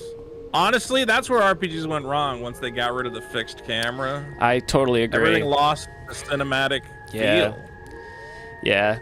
Yeah, I feel like the last one was Fantasian on iPhone. Oh, that's right. That was They did Mistwalker game. That's awesome. They made a whole bunch of clay and like dioramas for the game. I don't think they're clay, but they're physical models that they photographed from a bunch of different angles. And then before that, Lost Odyssey, Mistwalker again. Oh yeah, Lost Odyssey also had that. Yeah. I remember everybody being like, dude, you gotta play Dark Cloud. And I was like, okay. And I played them like, hey, these dungeons suck. And they're like, yeah, but they're randomly generated. I couldn't get like, into that game. Yeah, it wasn't for randomly me. generated. Dude, the whole point of an RPG is I want to explore. You don't want to make it yourself by building your towns? No, I don't want to. And I don't want to walk through a dungeon that's just a bunch of interconnected boxes and hallways. If you want to play a game like that, play Azure Dreams instead. Oh yeah, Azure Dreams is good. Yeah. Well, at least we found a magic. Right. Is that the one where you go up the tower? Yeah. I'll walk you back. What do you mean? That game is really cool. This is my home. This is where I live. What? You live in this shithole? Whoa, Alex, uncool, dude. That's not very nice.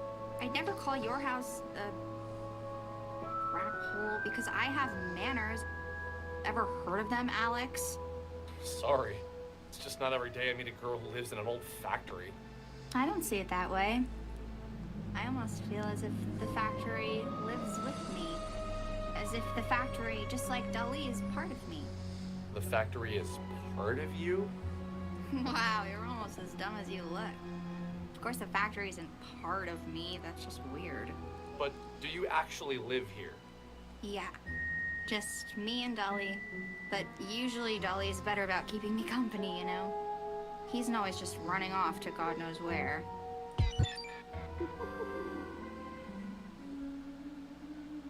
I reflected on her words. A mysterious girl who lived with her cat in an old steel mill. It was obvious to me that her words didn't contain the entire truth.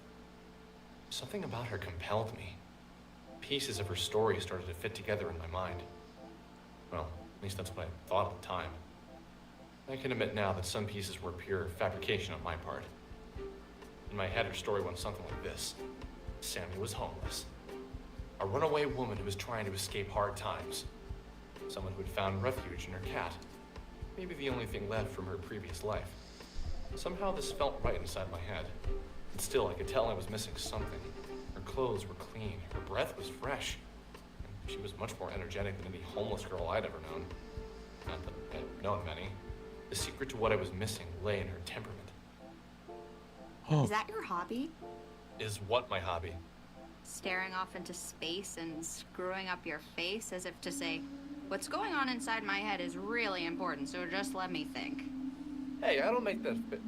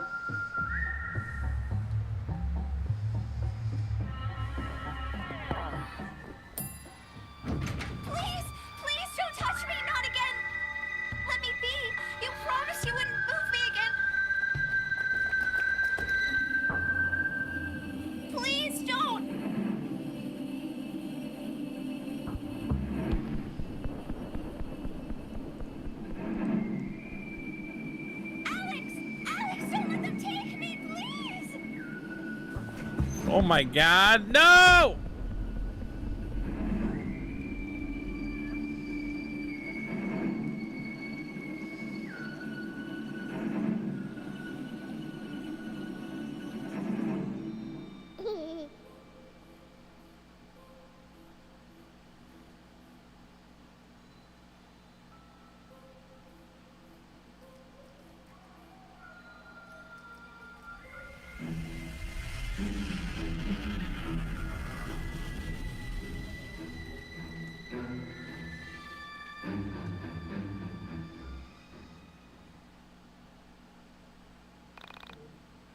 What will I do? I think I'll save the game.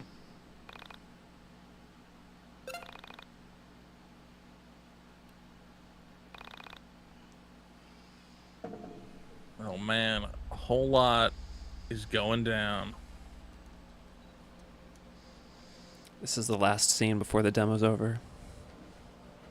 Ooh.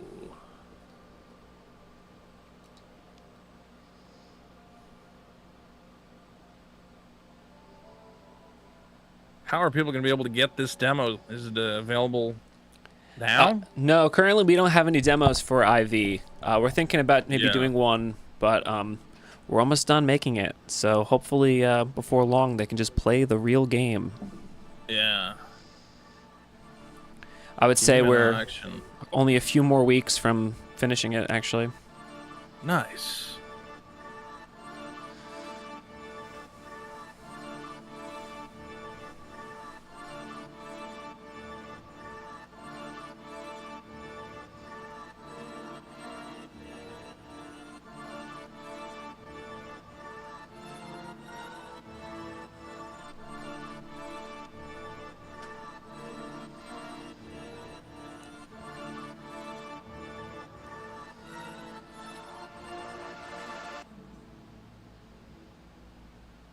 Well, is she listed?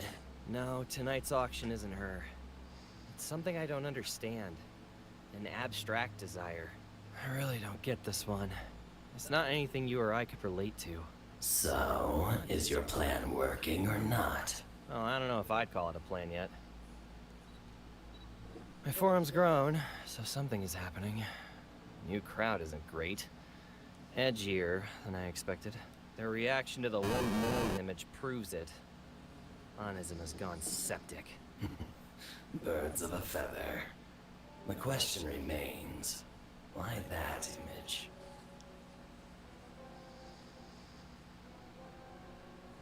What about your outside predicament?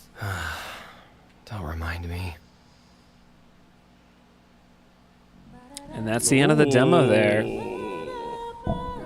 I think you get a little serenade. Yeah. I assume this is the open. Is this new opening music, or has this always been here? This is new. This is a new title screen music. All this here is new. Lower the volume on this. So do you have another half hour or so to hang out? Because I'll pull in Hellcry, who's one of our testers. Should I? Yeah, you can. Should I quit? Yeah, you can quit. That's fine. Up. That was YIIK 4, as we've decided, is the name. Yeah, YIIK 4. No, Vito. Oh yeah, you have to accept my friend request in order for me to add anyone else to our chat. Okay, I have to accept your friend request on here? Yeah, on Discord, because I can't add anyone otherwise. I didn't realize that we weren't friends. No, it's cool. Are we not friends? I mean, I think we are friends, but not on Discord. I just right-clicked at. I don't have a request from you. It says. I just sent you one. Okay, let's see if that works. Wait, is it all on com or is it somebody else? Yeah, it's me. Okay. Okay. You didn't send me a friend request, so that's your fault. Okay, I'll take the blame for that one. Take the L on that one. Okay. Pull in.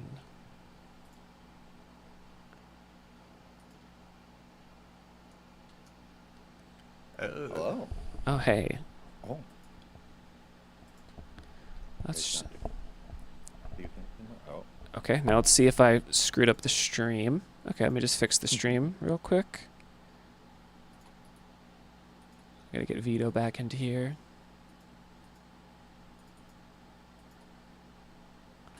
Oh, I see. Wait. Vito, are you here? Hello, yes, can you hear me? Yeah, you gotta turn your camera on. Oh, I probably have to do that again. Yeah. I see. Okay. There we go. Oh, is that a new setup, Hellcry? A little bit, yeah. Looks sick. You get these chats Funny back little open. thing did during a couple streams ago. Oh, that's cool. Oh yeah, so Vito, this is Hellcry. Hellcry, this is Vito. Nice Hi. to meet you, Vito. I also Excellent listen to the meet you. podcast. Stop. What's wrong with you guys? There's better podcasts. What better podcast? There What, really listen to actually fucking one. Joe Rogan or There something? really Come on. isn't. I don't know, man. It makes me feel this pressure to perform when I know people are listening. No, just keep. It's better when I go, Yeah. nobody listens to this crap. I can do whatever I want. Just keep doing what you're doing. The bar's pretty low for like what makes a good podcast. Yeah, that's true. That's as long as the bar is super low. I'm very quiet. Okay, I mean I can talk closer into my microphone. I always do. You sound okay to me, but You sound okay to me as well. Okay. Well, if I sound good to you guys, then I'm probably good elsewhere. So Vito, now that you've played Y2K IV Intravenous, how do you feel about it? Did you like it? Was it good? Did it murder your family? Well, it's no Xenosaga. That's No, true, it's not. I love it. Like I said, like I've always wanted to play YIIK, and I just kept putting it off. And then you guys said, "Hey, do you want a free copy?" And I said, "Well, yeah, now I'll definitely play it." But just the presentation is like mind blowing. No one else is putting in that amount of effort into cutscenes, into graphics, into like. It's one of those games where I go, "How did you have the time to do this? What is wrong with you?" Yeah, I played well, a couple of their games like that. You ever play Jazz Punk? No, I've seen it though. It's really cool though. I think I played the demo. Yeah, I know the guy who made that one. I remember playing it and being like, "How did you have time to do that?" And this is another one of those games where Cool. I'll have to check that it's out. just cram packed with stuff. Yeah, you're gonna Well, end thank up playing the full game. Yeah, I hope so. What is the typical runtime? What's a typical? About 28 playthrough? hours. 28 hours. That's doable. Yeah. Yeah, and it can be done faster if you're good at games. Yeah. Like the fastest I've seen is like 22 hours from It helps. the. We have like a built-in hint system that kind of always tells you where to go. Yeah, the game has like a See, built-in walkthrough if you wanna if you're lost. It's really only puzzles that will get you stuck, probably. See, but me, I'm like, listen, you're showing me cards. I'm like, where's the alternate triple triad minigame where I wander the world and collect cards? See, that's Where's where my we had to Gwent? cut the corners. You know, right it's there. funny because like you say like, oh, where do you have the time for that? That's the type of stuff that like is a huge time sink. Any sort of mini game or stuff like that. Like we have Yeah, I this online message board in the game called Honors of 1999, and there's like a ton of posts that are updated as you play the game. You can characters in the game are talking on that message board. Like that was a lot of work. That Yeah. was like a kind of game within a game That's thing. true. And now you get emails too. So. Yeah, we got a bunch of like we have an email system now, and That stuff is always like. Did you ever play Front Mission 3 on PlayStation 1? No. Front Mission 3, I haven't played yet. I've played the. It has first its own fake internet with like fake websites that you can Wow. go to and like collect password. You'll go to like fake message boards and find a password. It's like, here's how to hack the Department of Defense's website. I see. And you're like, yeah. whoa! And then you go and like put in and then I got way too obsessed with that as a kid. This like whole fake world. I love that stuff. It's fun to build. Yeah. That's Oh, pretty cool. Vito, one thing I really appreciated while watching you play though is you pointed out that the scene when they're coming down on the carpet that he's like a Dragon Quest hero. Oh yeah. And I feel like a lot of people just miss that. And it's like it's so obvious that that's like. I don't a know if you can joke. see behind me on the wall. I Yeah. have my Dragon Quest merchandise hanging up. Oh yeah. Nice. Yeah. Which is always a jar, and then people are always like, "You gotta fix that." Yeah, my cats knock it over. And then people go, "Cool Zelda shield," and I get mad. What? No, that's No. offensive. How dare they? Where'd you get the swords listen. though? Those swords are cool. The Dragon Quest swords. There's They- actually there's an app called Toriba where you can play Japanese crane games using a web camera, Whoa. and if you win, they ship the prizes to your house. That's how you got as them. I tell you about this, don't download that app. Okay. Because you will lose a bunch of your money being like, I have to win the Dragon Quest sword. man. Yeah. I need it right now. When I That's could just probably, I could have gone on eBay and got it for like $20. That's Yeah. amazing. I was. That's great. So So better when you win it though. Yeah. Yeah. those crane games are really addicting. Oh, They're dude, and the Japanese ones have like all sorts of weird, like you got to learn the tricks of each one and how to Yeah. move stuff around. yeah, and there's like a whole Yeah. culture behind all those arcades. I believe I lost to one while we were in Japan, and then I was good. I'm like, yeah. Yeah, I spent a lot of time in Taiwan, and they also have a bunch of crane games there. And they're basically the same machines, and I don't know. I probably put like $300 just into those crane games. But I did win They're stuff. starting to show up in America now, or at least in like California. But the stuff in them isn't great. It doesn't have the good stuff. Sometimes I've gotten like sometimes you'll get like some cool. I've gotten like some Evangelion stuff and little plushes and. But are there waifu statues? Yeah, I got a lot of waifu stat. I Okay. got so addicted to this app that I have in my garage. I have 2 giant trash bags full of like plush Pokemon toys that I do not even want. It was just like I don't care what it is. I need to win it. I don't care. Yeah. And then, so I have like all these Gengars and Pikachus and all this. I'm like I don't want I don't even like Pokemon. I just like the thrill of winning garbage. Hold on to them for a few years, and they might be worth money. Yeah. Yeah. I don't care about Hatsune Miku at all. And I have like 12 different Hatsune Miku plush toys that I won hanging above my... That's I don't so know if you funny. guys have ever seen that picture of Maddox's room with the slime Oh, I have, yeah. bedspread. That's a And classic. I keep going, man, I'm so glad Dick doesn't have a picture of my room because it's so much worse than Maddox's right now. It looks like an 8-year-old threw up in there. For all these dumb toys I win from this stupid app. Nice. But at least you can admit you have a problem, though. Oh, I had to uninstall the app. Yeah, that's good. Wow. It was my only vice at the time. Then new vices have shown up, thankfully. No, now I'm happy and healthy, and I'm playing YIIK, which again, I love the graphics of this game. Thanks, I appreciate that. Yeah, very like so. It is kind of like PS2 era, I guess. Would be the closest. Yeah, it's kind of like it's like a weird in between. Yeah, when we were first making the game, we had kind of had this idea that it was like what you remembered PS1 games looking like if you hadn't seen one in many years. The sort of like impressionistic memory of that era. Because like technically it isn't anything like a PS2 or PS1. Yeah. Yeah. But it evokes... Yeah, the polygon counts are like way higher than Yeah, they're way higher because it's basically Right. like polygons like make up all the different color sections instead of a texture, so that it's like infinite resolution. The closer you get to it, it doesn't pixelate. Yeah, so it's all flat textured then, or Yeah. is that what you would call that? Yeah, like each polygon is just colored, a specific color. Even the shadows are drawn that way as well.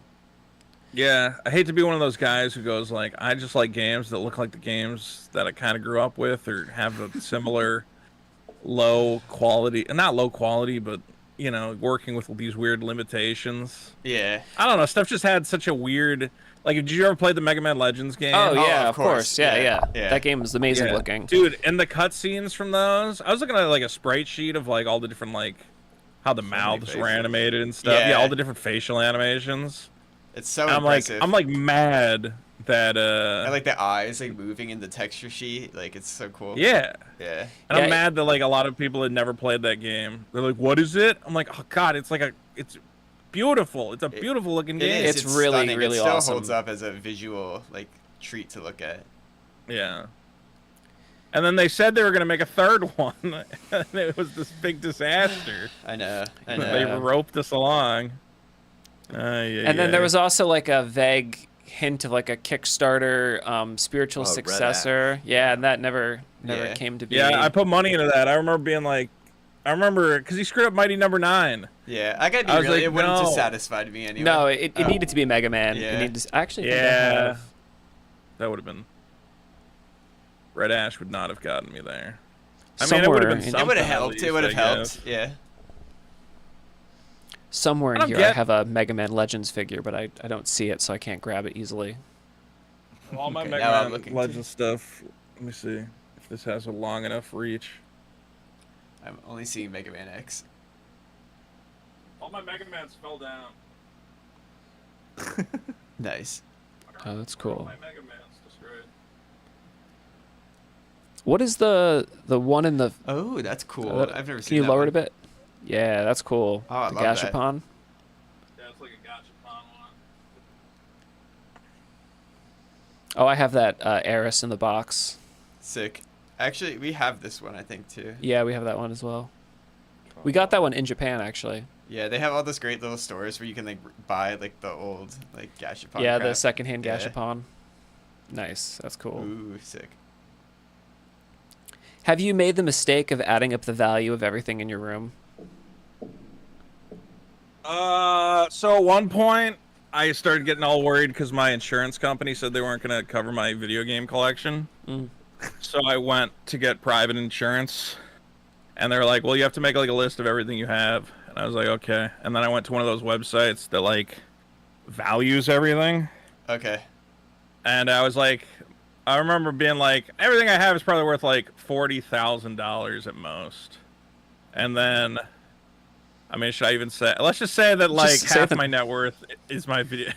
Over $200,000 it ended up being my you realize video game maybe I collection. could have owned a home if I had not bought all these video games. Well, to be fair, some of those games are worth more now than they were when you bought them. That's probably. true. That's true. And Oh, some dude, them- like all some of them. Like I less. think I've made a profit on most of them. Oh, that's good. Yeah. Like I bought Panzer Dragoon Saga for like $120, and I remember being like, I can't believe I'm spending $120 on a video game, and now it's a straight up grand. Yeah, I'm jealous. It's crazy. I saw Earthbound's going for $1,000 these days. That's crazy. Maybe If you that have the was box in. and everything. Yeah, that's too much though.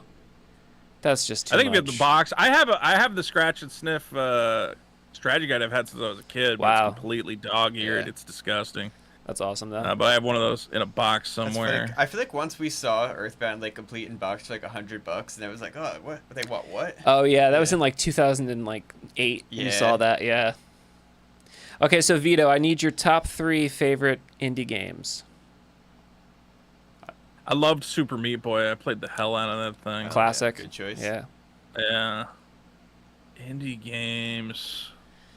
What qualifies? That's a hard I'm trying one to for remember. me too, because I would change it like every day probably. It's just I always forget what I've been playing. I've been playing what was I playing recently? I was playing Slay the Spire. I wouldn't put that in my top 3 though. Trying to see what's even installed on my computer. Super Hexagon, not in my top 3. Vampire Survivors, definitely not. It's a cool game though. Yeah. Oh, Video Ball. No, not Video Ball. You guys know what Video Ball is? No. No. Yeah. Video Ball was made by that Tim Rogers guy I was talking about, and I probably wasted like, let's just say that a lot of people's lives were spent trying to make Video Ball a thing, and it all ended in spectacular failure. But I made all the trailers and stuff for that game. That was fun. Oh wait, so you had mentioned I think it was on Biggest Problem that you worked on the Grandia 2 trailer. Can you explain how that came to be? Was that for the HD collection? I must have missed that. Both HD collections, because it actually. So what happens is I used to have a roommate, this guy Dakota, and it's a long story, but he was my roommate, and he worked at THQ, and then THQ went out of business, and he's just been hopping around the industry ever since. He got a job at Gung Ho, the people who make Puzzle and Dragons. Do you know what that game is? Yes. It's like I always tell people, I'm like, it's like the Angry Birds of Japan. Like, it just makes millions upon millions of dollars every day with it being a stupid little phone game. But the company who made Puzzle and Dragons came out of Game Arts, or was founded by the guy who owned Game Arts. So, like, the guys who made, like, Grandia and Lunar have a bajillion dollars. It's, like, really weird. You're like, okay. And then somehow he convinced them, finally, because they're really bad. Every other game they put out does not work. But he was finally like, will you guys just do, like, an HD collection of Grandia? Like, people will pay for it. Like, it's not going to make a ton of money, but just do it. And they're like, yeah, okay, fine. So then, basically, I've just, because he was, you know, my old roommate, and I did video stuff, I've done a lot of trailers for Gung Ho games. Like, do you know that game Let It Die? That was made by Suda51? Yeah. Yeah, I did a bunch of like trailers for that, and I filmed like a concert they put on. So I've done a bunch of work. Or at that time, I was doing a bunch of work for them. And then he's like, "We're doing Grandia." Well, first they put Grandia 2. They made an HD version for PC. So I'd already done that trailer, and that was like 3. I forget when that was. Longer, But like then 2016. Yeah, that was like a way longer, like 2016. And then they decided, let's also remaster Grandia 1. Here's a really terrible demo build that is going to break constantly. Go make a trailer. So, and I didn't even have time. At the time, I was working on something else, so I actually had to hire a girl to play Grandia for me. I was like, just play through the game. She's like, what do you want me to do? I'm like, you just have to play through the game and set up save points in interesting locations, and I'll come back and get footage later. She's like, okay. So I paid a girl to play Grandia for me. And then, yeah, I got to make a couple trailers for the game, and that was pretty cool. Nice. Showed up on the, official, like, Nintendo YouTube channel and all that stuff. All right, so I should keep my hopes for a Grandia 3 release low. I take it from that. I'll tell you, man. I can gossip now. I think my buddy doesn't work at Gung Ho anymore. The guys at Gung Ho are all insane, and they for some reason they really don't want to do Lunar. They don't want to like re-release it for some reason. That's actually kind of shocking. That's like strange. Considering like Lunar has like a history of being re-released like a million times like in the past. Yeah. Yeah. Well, there's also some weird rights issues because YIIK Ireland I think still owns it. Oh, interesting. I think that could be a big problem. Because they just put out the Sega Genesis Mini 2, and in Japan you get Lunar like Silver Star Story or whatever. You get the Sega CD versions of Lunar. Okay. Everyone's like, "Oh, that'll definitely happen in America, right?" And YIIK Ireland was like, "They didn't offer me enough money." And it's like, well, what are you doing with the rights to the Sega CD Lunar anyway? Let them give you like $20. You're not gonna you're not gonna do anything with that. Yeah. So we got shafted because Victor Ireland of Working Designs still owns the rights to all that weird stuff. Interesting. Okay, I see. Well, that's a shame. Grandia Deep Lore, Lunar Deep Lore here on the YIIK stream. I'm sure people are going nuts right now. Well, they should. You'd be surprised. I don't know. They probably at least one guy is. Yeah. Yeah. There's some deep cut RPG fans that hang around. Oh yeah, the for YIIK sure. Fandom. Yeah. I just remember that guy, my old roommate. Apparently they were a very xenophobic company too, and they would constantly tell him, they'd go, "Listen, Gaijin, all right, we so appreciate they're a all the work." Japanese company. Yeah, they're a Japanese company. They're like, "Listen, No, Gaijin, I'm just like that doesn't saying they're xenophobic isn't anything. we appreciate all the work you're putting in here, but don't think you're ever gonna rise above where you're at right now." And he's like, "All right, man." And he's like, "Hey, could we make Lunar? That'd be cool." And they're like, "Listen, round eye. We don't need no god dang Lunar. Stop bringing up Lunar. You don't know the first thing about Lunar." And he's like, "All right, jeez." So apparently not a good working situation there. Wow. He's now moved on to the company Black Desert that makes some Korean MMO that I have never played, and apparently a bajillion Korean people play it. It's so weird how there are all of these games that none of us play that are played by a bajillion people. Yeah. Like Korean games are basically a mystery to me. I tried to go down that rabbit hole once. And I hope to return to it someday. Bro, I forget how much they paid me. I think they paid me. Let's be clear. These games, these companies, again with the mobile and the MMOs, you guys are idiots making this stupid little RPG. I know. Go just I go know. make Yeah, an you're MMO. probably right. I know. These guys have more money than God because they were like, "Hey, we need to figure out how to live stream. We don't know how OBS works." I'm like, "Oh, it's pretty simple. Like, do you want me to come over and like set it up?" And they're like, "We will give you $1,000 a day to set up our OBS live stream." Well, Okay then. And I was like, "Sounds good." It's gonna take a week. Yeah. No, it was like this. They had this huge, stupid production for like, and it ended up being the worst live stream. I was like, guys, you point the camera at your talent. I'm gonna use that word loosely, and you let them talk about what updates are coming to your stupid Korean game, man. It's not that big a production. But yeah, they paid me just a ton of money to basically tell them, yeah, you click on scene and you hit that little plus. I used to do a lot of stuff in esports, and for some reason, the people with like a lot of money, huge production, like the most expensive equipment, fucking suck so much. Yeah. It is just so crazy. And it's like, how? Like, here I am with like a laptop and a webcam and able to do a Oh, dude, I'm still using this terrible webcam right now. I have behind it. I have like a nice HD camera, and I just don't turn it on because I'm like, nobody cares. It doesn't matter. Yeah. It's for YIIK. They don't get. I don't want 4K. Then you see all the crap on me. Gotta get your individual pores. So Vito, you're making a comic. You're making Yes. Super Killer, which looks very cool. Oh, thank you. Did you ever want to make a game? Why a comic? I mean, comics are cool, but video games are cooler. Well, video games are cool, but all right. So the reason I never made anything, I used to write. All right, I wrote like a whole book, and it sucks. No, I think it's pretty cool. I think you guys actually would like it, although I have to fix it. But that was because all I know how to do is write. I was like, man, I wish I could make a comic, but I don't know how to draw. And then someday something clicked in my head, and it's like, you can pay people to do stuff for you. And I was like, oh man, I could pay a guy to draw the comic for me. That's crazy. So that was kind of that creative journey, was realizing that I can just find people and entice them with filthy lucre. Smart. So that's why I'm doing the comic. Prior to the comic, I was actually trying to get like an animated thing together. I've been trying to I have a bunch of like pitch decks, and I was trying to find animation studios in LA and be like, hey, let's make a crazy cool cartoon. I have a buddy who's like an animator, but we just have never been able to get those meetings or make anything happen. Yeah, animation seems so hard to get off the ground. We had looked into that once for a project. We had considered hiring an animation studio to do the cutscenes for our next game. And then we're not going that route because it was incredibly expensive. It would have cost us like $800,000 to do like 40 minutes of cutscenes, and so we're just gonna learn how to do it, and then we learned how to do it when making the YIIK I.V. I was gonna say, cutscenes. man, you're kind of animating already. Honestly, well, at the time we hadn't made any cutscenes as involved as what you saw there. So basically, to learn how to prepare to make cutscenes for the new game, we use this update as an experiment. Yeah. And it's how we figured out a workflow, because it's a lot of work to make as many cutscenes. I mean, I think we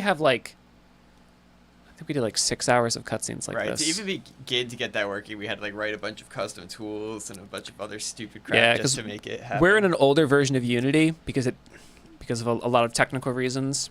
Yeah. So we don't have access to the cutscene tools that the newer versions of Unity have. So we had to make a lot of custom stuff. Yeah. But we overcame that barrier. I'd say, man, looking at what you're doing with this engine or whatever, I was honestly like, hey, you guys should I don't know, take this and make some shorts or something. Like, it looks good. I like the game look of it. It would be cool to try to do that. Yeah, it would be kind of interesting to do. I genuinely think people would be receptive to it. You could do some cool stuff. And unfortunately, like the highest quality animation is all backloaded because we did them sequentially for the most part, so they just got better as we did them. So the ones you're seeing are some of the first ones we attempted. So the stuff that happens in like the last couple hours of the game has a lot more animation. It's a lot more expressive. We do even crazier stuff with the cameras. Yeah. And so I think like we're making an Unreal Engine game next. And I know with the tools we have in there, we're really going to be able to push the cutscenes a lot further than what we did here. That's awesome. So I'm excited. In terms to of do making that. a game, I'd thought about it. I mean, again, I come from so I have like a card game, you know. I come from like a lot of a tabletop background because I actually work for a company called Wise Wizard Games that makes a game called Star Realms. You may have heard me talk about. Yeah, Star Realms is great. Yeah, I was the lead graphic designer of that game. So I'm just like really deep into like card games and collectible card games. Magic I love. That's cool. So I have some different designs there that I've kicked around and obviously thought about doing like mobile versions of. Let me see here. I might have some screenshots or something I could show you guys. Can I share screenshots? I think if you share your screen, it'll work. Let me try sharing. Nope. Hold on.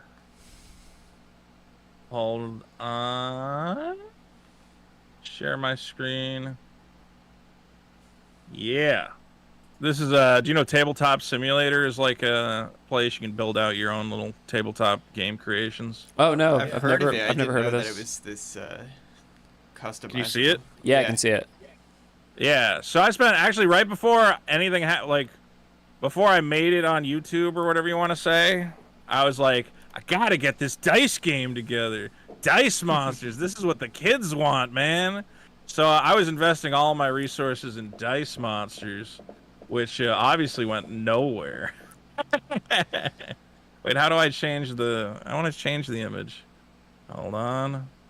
Oh, did it change the image automatically? No, it closed the thing. But there we go. Oh, there you Oh, so you actually made it. Oh, wow. Yeah, look at that. Look at those big old Where'd you get chunky those monster produced? dice. How did you get those produced? A lot of these are actually blanks that I was able to buy, and then I got sticker sheets made, so I actually stickered up the dice. Cool. Yeah. Prototype. In the future, I would hope to like actually print on the dice, which they can do now. Yeah. But yeah, it's kind of like the Pokemon card game mixed with this Star Wars game, Star Wars Destiny. So again, I'm a graphic design guy, so I had a lot of fun just like messing around and making stupid monsters and monster cards and big chunky dice. Yeah, that looks fun. You do know that there's a Yu-Gi-Oh arc where they play a game called Dice Monsters, right? I do. Everybody always brings it up and tells me I'm gonna get sued. You're not, but yeah, it's a well, yeah, that's actually they let the trademark lapse. If you want to own Dungeon Dice Monsters, it's out there right now. That's cool. Yeah. For now, hold on. I thought about like buying registering it. The fun thing about the Yu-Gi-Oh manga is like there was so many different interesting games they played. Oh yeah. Especially like early on in the series. I was gonna say there was a brief period of time where a buddy of mine pitched to, I guess it's Fox, pitched my game as the Bob's Burgers dice battling game. And sadly, nothing came of that, even though I made these. That's a shame. It was a shame. It would have worked pretty good. Yeah, that's cool though. Like, stupid. I mean, they have so much Bob's merch Burger for those types of shows out there. Like I saw a Seinfeld cookbook yesterday at Target. I'm like, why? What's a Seinfeld cookbook gonna have bowls I of didn't even cereal? bother opening it. I was just like, that's really dumb. We don't need this. Yeah, here's a bowl of cereal that Jerry ate on the show. Alex Wood says, I'm playing YIIK, but I'm hesitant to continue my playthrough because 1.5 looks good. Any word on a release date? So here's the thing. We're very close to finishing it, but we have not completed localization yet. Localization is still ongoing. We cannot release the update until the Japanese text is in the game. Otherwise you break the game for a bunch of Japanese players. Yeah, and that would be a angry at nightmare. us. Yeah. So right now we're just getting the game as polished as we can get it while we wait for that text. And then once the text is in, we're going to just make sure that there's no bugs from the Japanese version. And then we're going to submit for certification. And then once it passes, we're going to pick a date to make sure it doesn't conflict with anything. And it's going to come out.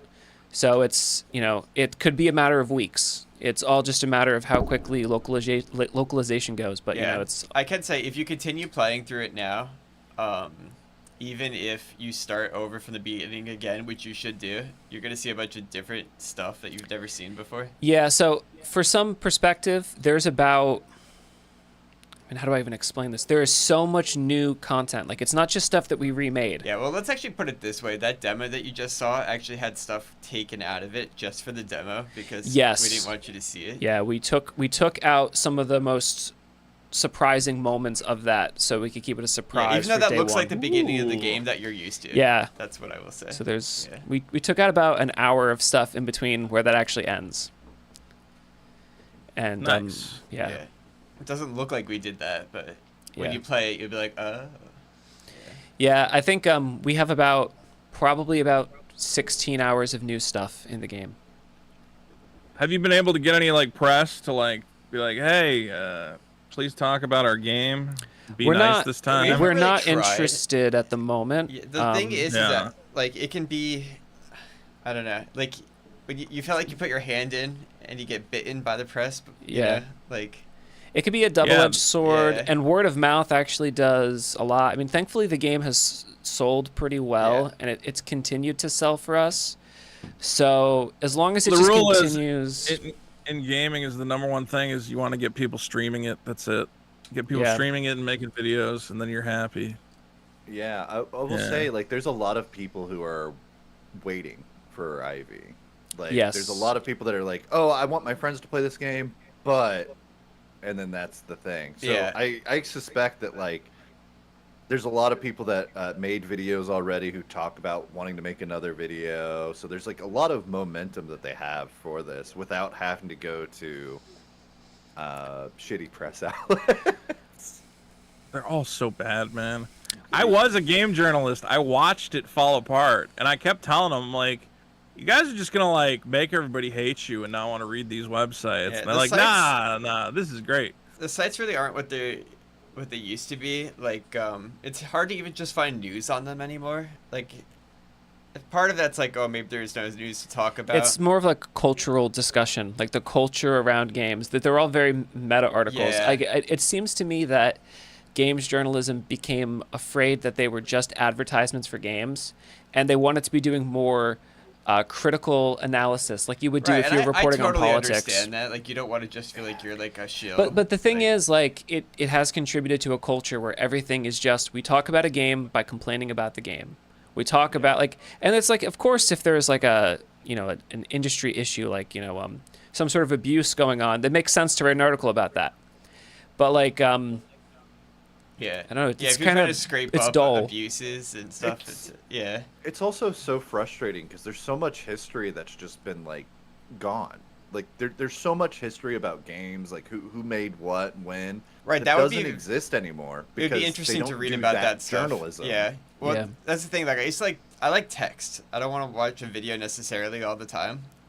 But like even just like text descriptions or like history talking about like older games, like that stuff kind of doesn't really happen anymore because people just put it in a video. Well, I mean, I would love to see articles that actually talk to developers. What did you do on this game? How did you do it? What was your creative process? Like, actually get into the artistic components of developing a game, but that's largely ignored.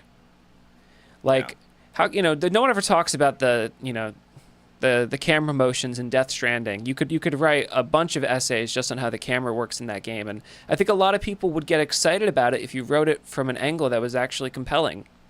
And there are definitely smart enough writers out there who could do it, but everyone is just very stuck on this, negativity train. Like, I think I saw an article. I don't know who wrote it. I don't even know if this is real. It could have been a fake screenshot for all I know. So I have a vague delusion that maybe there was an article that came out that was like a bunch more people played an old Call of Duty game than are playing Halo Infinite. So it's like, to write an article about the fact that a lot of people were playing an old Call of Duty game, they had to denigrate Halo Infinite. And it's like, isn't that strange? Yeah. What does that have to do with Halo kinda Infinite? shitty, yeah. It's like a weird, like, drive-by comment. It Like, just seems so it should just be unnecessary. like, oh, look how loved this Call of Duty game is. Yeah. Look how it's been revived because of circumstances. Well, What are it's the so circumstances that antisocial. led to Like, it's this? antisocial behavior. Yeah. If everything you're doing is constantly complaining. Like, there are some people who complain in a really funny way because they're like comedic geniuses. But like, everybody thinks that they're Mystery Science Theater in their day-to-day life, but you're not. Like, nobody thinks that your little comment is actually that funny because it's really just arbitrary bitching. Like, you we all get it. Ripping on bad movies is fun. Yes, it is. Like, Of course, a big part of the problem is that, like, I think we crave comedy, and like ripping on bad stuff is inherently funnier than. Yeah. This is the big problem I have on YouTube. Is it's like, I'm a comedian, but like the best comedy is negative. You want, a fat guy to fall on his face, or right. rant about something bad.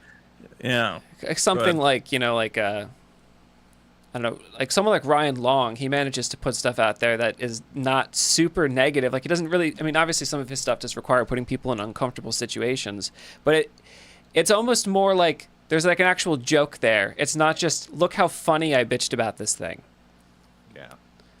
Yeah. Oh, I said And I get that I'm like saying I'm words. shitting on all of YouTube when I say that. Like, I know that's the primary form of YouTube entertainment, but like, maybe it's getting a little hack. It used to be like you trusted it to a select number of people. It's like, this guy can make it funny, and now it's just gotten mean though. Like, people have gotten.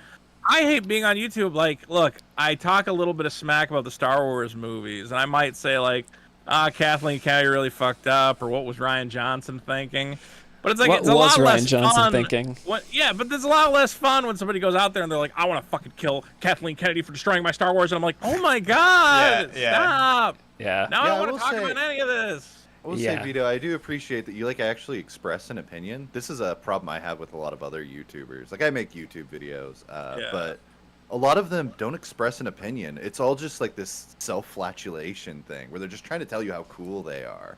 And it's exhausting. Like, I don't need to know how cool you are. Talk about the fucking thing, dude.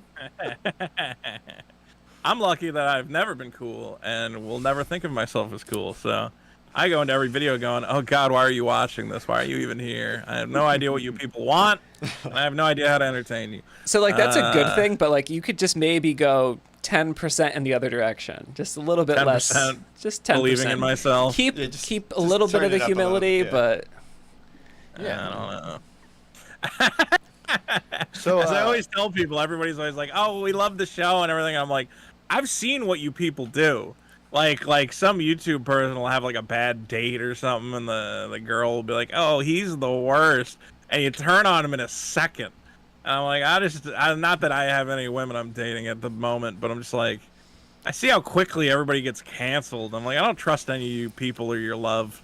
It's fleeting. well, no, definitely don't. It's all fake. It's a game. Like people liking your stuff is that can't be the reason you do it. Yeah. Because it's very fleeting. Like even people who are beloved creators today are the villains of tomorrow. It's just it's a cycle that turns over, and if you're seeking this, it can't last. No, it can't. They like to build you up just to knock you over, like when you get to the top. When I watch the videos, like how Boogie 2988 became the worst person who ever lived in the history of the world, I'm like, oh man, when are they gonna make that video about me? I probably, and then I'm like, am I aggrandizing myself for even thinking I deserve the? Well, you got a YouTube channel. You should start. You should. Why don't you make it about yourself? Make that the goal. Yeah, you should just make beat that them the to goal, it. Vito. Like, it'd be great I want to if make. somebody was I want to get to the point where I can make. Why has nobody ever done that for themselves? That's what should happen. Yeah, you just put the downfall of Vito. Like, the downfall of Vito, and just talk about I should just do that. Get at ahead this of the point. curve. Yeah. Tell everybody why you're so awful. It's a great Why idea. everybody hates you. And then he climbed that clock tower with that sniper rifle. Oh my God! Your What was he goal should thinking? be Well, maybe not you. Oh man, yeah. Your goal should be a Mr. Girl takedown video. You get like a beautifully filmed essay that's just how Vito has fallen. that would be nice. It'll happen someday. I don't know what I'm gonna do. Someday I'll piss everybody off, and then I get all the videos made. Oh, but for right now, we're just making Super Killer, and it looks great. It does. Everything looks great. So where are you at with that? What's the process like? How's it working with the artist? The process is, so I'm actually, they tell me I'm not supposed to call it storyboarding, but come on, it's storyboarding. I draw out like a rough version of each page. What do they want you to call it? Like thumbnailing or something? Yeah, they wanted me to call it thumbnailing. I'm Okay. like, well, they're not thumbnails.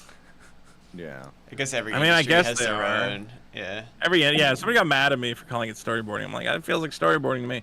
So yeah, anyway, I make up pages with my chicken scratch crap drawing, and then I send it to the real artist, and he interprets them into something that looks good. And usually we try to arrive somewhere in the middle. Yeah. So yeah, I think maybe it's a more laborious process. A lot of American comics, it's just you hand the artist a script and let him go wild. I think the thing here is I'm really trying to do like what I consider to be a funny comic, and a lot of that relies on like very specific gags and like facial expressions. Yeah, it's like, you know, like a newspaper comic. You want the gag to land, you want the facial expression to land. So I really have to like be like, and this guy does not. My artist, he's great at like action stuff, but he doesn't come from a comedy background. So he's like, I don't get why it's funny. I'm like, just trust me that it's funny. This is how it's funny. Just do it exactly like this. And he's like, all right, man, fine. So, yeah, that's kind of been the process, and that's why I've been. It takes a little bit longer, obviously, but I think it's gonna result in a higher quality and That sounds like a just good a funnier workflow. book overall. Yeah, it's a good workflow. I think one problem we have is that he is Mexican, so there's a little bit of a language barrier that we occasionally. I'm like, no, you gotta, So it might There's be a lot of it might be funny to you, but it might not be funny to him because of cultural differences. yeah, or- exactly. Have you read Yeah. Scott McCloud's Understanding Comics? I did back in the day. I should probably reread it. It's a I bought a bunch of masterpiece. books. It's on a very how to make rereadable comics. book. Yeah. Yeah. In Yeah, fact, no, it's a pretty quick read. Everybody who's watching, even if you don't want to make comics, everything in there applies to games. It applies to all Yeah. storytelling. Scott McCloud's Understanding Comics is amazing. It is. Definitely read it. Yeah. Yeah. No, that's a class. That's weird. Everybody loves Scott McCloud, even though he like just stopped making comics and like disappeared. Yeah. But he still got this I only reputation. know that book. I don't I know even that know. book. He had another book He had that one I called read as Zot. well. It was like a superhero book. Yeah, I read all those in my school's library. You guys big comic? You guys read any comics? I prefer. I used to read manga when I was a teenager. I don't really read too much of it now. How can you not read manga? It's like perfectly digestible. It's a time issue, honestly. Yeah. Because I You do gotta like it. Get that Shonen Jump app on your phone, man. I used to subscribe to the physical magazine when I was a teenager. I'd get that thick same. book. That was I the miss best. that, yeah. Oh, so good. Sometimes it had Yu-Gi-Oh cards in it. Yeah, it was awesome. I think I still have the Yu-Gi-Oh cards in half the issues. Yeah. Really I good remember. stuff. All right, so I come from a dysfunctional family, and I have a half brother, because my family obviously is broken. And at one point, I was moving out of state, and I had all my Shonen Jump magazines, like 100 of them. Right. Like 100 magazines full of comics. I said, well, I As you can't do. take them with me. I said, you know what would be great is I went to my half brother, who at the time was like 8 or like 10 or something, and I'm like, hey, I want to give you all these comics. And my stepmother was like, he's not gonna read them. And I'm like, well, maybe he fucking will. Like, why don't you just? They're comics. Like, he's a kid. Yeah. Just like. I'm like, well, just don't throw them out. Just even if he doesn't want to read them now, by maybe. like 100 pages in like a second. It's Yeah. Like, yeah. And I'm like, even if he's like doesn't want them now, like just keep them around, because like maybe in like 2-3 years he'll be like, oh, I do kind of want to read some comics, and they'll just be there. She's like, yeah, okay, fine. And then I like left, and I know they threw them. I know they threw them out like the second I left. And I was always trying to give that kid, my half brother, I was always trying to give him like comics and books and stuff, because I was like, read, motherfucker, read. Like, Right. and they're like, stop trying to expand his mind. He doesn't care about that at all. And I'm like, all right, fine, whatever. That's kind of that's sad. It's a sad depressing. story. Yeah. It's Yeah. a good sad story though. I liked it. Good Vito deep lore. I have this weird situation where like my dad was like functionally illiterate, and my mom was like a hyper wasp, like half her family is like lawyers. So it was like this weird situation where like I've got my dumbass dad and my hyper educated mom, and I was always trying to find a mix of the two. But again, I would go over to my father's side and be like, look at these books, look at these comics, look at the written word. Isn't this exciting? It's like, don't give that to him. That's not that side of this side of the family doesn't do that. I'm like, all right. So what did they do? What's the alternative? What else is there I to don't do? know. We'll play video games, watch TV. Yeah. Hit each other with sticks. I don't know. I think that See. kid had a dirt bike. Just rode the dirt bike into walls, soft jumps. I know the type. Yeah. I remember at one point, my buddy had the same problem. My buddy Jer, because I had all the Gunsmith Cats manga. You remember that? Yeah. Yeah. That was a great manga. Great hot chicks with guns and winning formula. fast Yeah. cars. At one point, he's like, hey, can I buy all those Gunsmith Cats manga off you? I want to give them to my nephews. And I was like, you think they'd like it? And he's like, I really think, like, they like cool stuff, and I think they would read it, and it would, like, expand their mind or whatever. And he's like, I'm like, yeah, sure. So I gave him all my Gunsmith Cats manga, and then, like, a week later, I'm like, how'd it go? And he's like, they lit them on fire, and they jumped their dirt bikes over them. Jesus. Oh wow. I hate that story. I hate that so much. Wow. Yeah, dirt They're bike like, people are thanks, different, Uncle. man. This will be cool for the jump. He's like, don't. Oh You're yeah. supposed to read them. It's fuel for the fire. All right. Wow. This is gonna make a sweet fire. Yeah. For us to jump our dirt bikes over. Amazing. So, Yeah, getting kids into the comics. You ever read any Daniel Clowes stuff? What is Ghost he? World? No. Oh man, that would be right up your alley. You weird indie Ghost World? psychopaths. Let me write You've it never down. heard of Ghost World? No. No, I have It was some a gaps movie. with comics. Nope. It got made into a movie with what's her name? And Steve Buscemi. Okay, the name sounds What's her name familiar. and Steve Buscemi? Be a good name for a band. Scarlett Johansson. It was like her first movie. She was like 16. 2001. Yeah, so it's a young Scarlett Johansson. I forget if she shacks up with Steve Buscemi. I think she does. Wow. You guys never saw Ghost World? No. Anyway, well, that's based on one of the most important indie comics of a generation. Okay. So here's a sudden change in topic. Just because Yeah. I know my knowledge of comics is going to be very lacking to even try and talk about this. It's going to be the same thing over and over again. What do you see as the current state of people discussing video games as art? I think that the problem is that all the games people think are art are just movies, like bad movies. Well, but movies are art, and there is an art to making that. So, like, yeah, but you can also make a really bad one, like Last of Us. Last of Us is a movie about a little girl who eats pills to learn how to use sniper rifles. It's an inherently flawed narrative. What? Because it needs to be abstract. You can't tell realistic stories in games because games by their very nature are abstractions. Mm-hmm. Okay, so like your game works because it's an abstraction. Okay, everything that's happening can be interpreted by the player in a variety of ways. Last of Us, or like these, like Red Dead Redemption. Did you ever play that? Yeah, great. I've played both of those. Yeah, trash game. Why would I want a cowboy movie where the best part of like a cowboy movie is like they're like, all right, we gotta go to the train. We're gonna rob the train, and there's like a little bit of dialogue, and then it cuts to the train, right?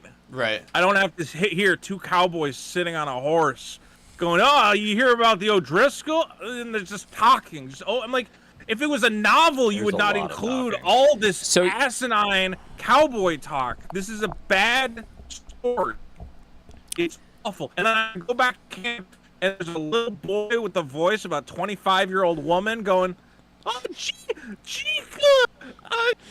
can you take me down to the watering hole? And I'm like, that's a lady with a little boy. There's a lady with a demon boy figure who's pretending to be my nephew. That was creepy as hell. That's funny. The point is that, like, I look at, like, Final Fantasy VII, and it's like, you have to take all the different aspects of, like, yes, you're fighting a house, but you're not really fighting a house. Clearly, that's not part of it. Like, you get to take all these different elements and make the ultimate plot in your mind of, like, here's what happened in Final Fantasy VII. Right. First he fought a house, then he fought a ghost, then whatever else. Right. But when it tries to, like, really narrow down and, like, give you these scenes, like, too much... All right, there's a scene in Red Dead Redemption I always complain about where he sits down next to, like, an old lady who has tuberculosis or whatever. And he goes, I'm a bad man, I've done bad things. And she's like, oh, well, as long as you accept the Lord, you can be redeemed. And I'm like, at this point in the game, I've killed 1,000 people. I'm the greatest mass murderer in American history. There is no redemption for my soul, and the fact that I'm asking for it is comical. Like, I went into town and I tackled an old lady and I stabbed her to death because I didn't know which button to press to get off my horse. Okay? Like, the idea that every time I walk into my camp in Red Dead Redemption, they should look at me like I'm the greatest mass murderer that ever lived. Like, oh my God, the demon beast that walks among us in the shape of a man has returned to camp. Hide from him, children. But instead, there's like, oh no, our buddy's back. Let's go kill more O'Driscolls. Like, it becomes comical to me at a certain point. You can't tell realistic stories disconnect. in There's that a disconnect. setting. I can see. Yeah. So around 2013, a lot of people were really passionate about that, calling it this Ludo narrative. Ludo narrative, dissonance. yeah. I just find, don't like, do it. You can tell like- if you want to tell a realistic story, just make a movie. It's better as a Well, movie. I think that you could tell the story, but the problem tends to be is that it's separated. Like, there's, hey, we made this movie, and then also we did this gameplay. Yeah, they're not actually integrated. made by the same Yeah. team. If They're you- like separate teams that if kind you- of come together. If you look at Metal Gear Solid V, it solves that problem. That is a perfect integration of here's some cinematic cutscenes that are actually integrated into the narrative, and there's more gameplay than there is cutscene storytelling. Yeah, and if you need more story, here's a bunch of podcasts. Yeah, you can listen to the podcast while you play the game.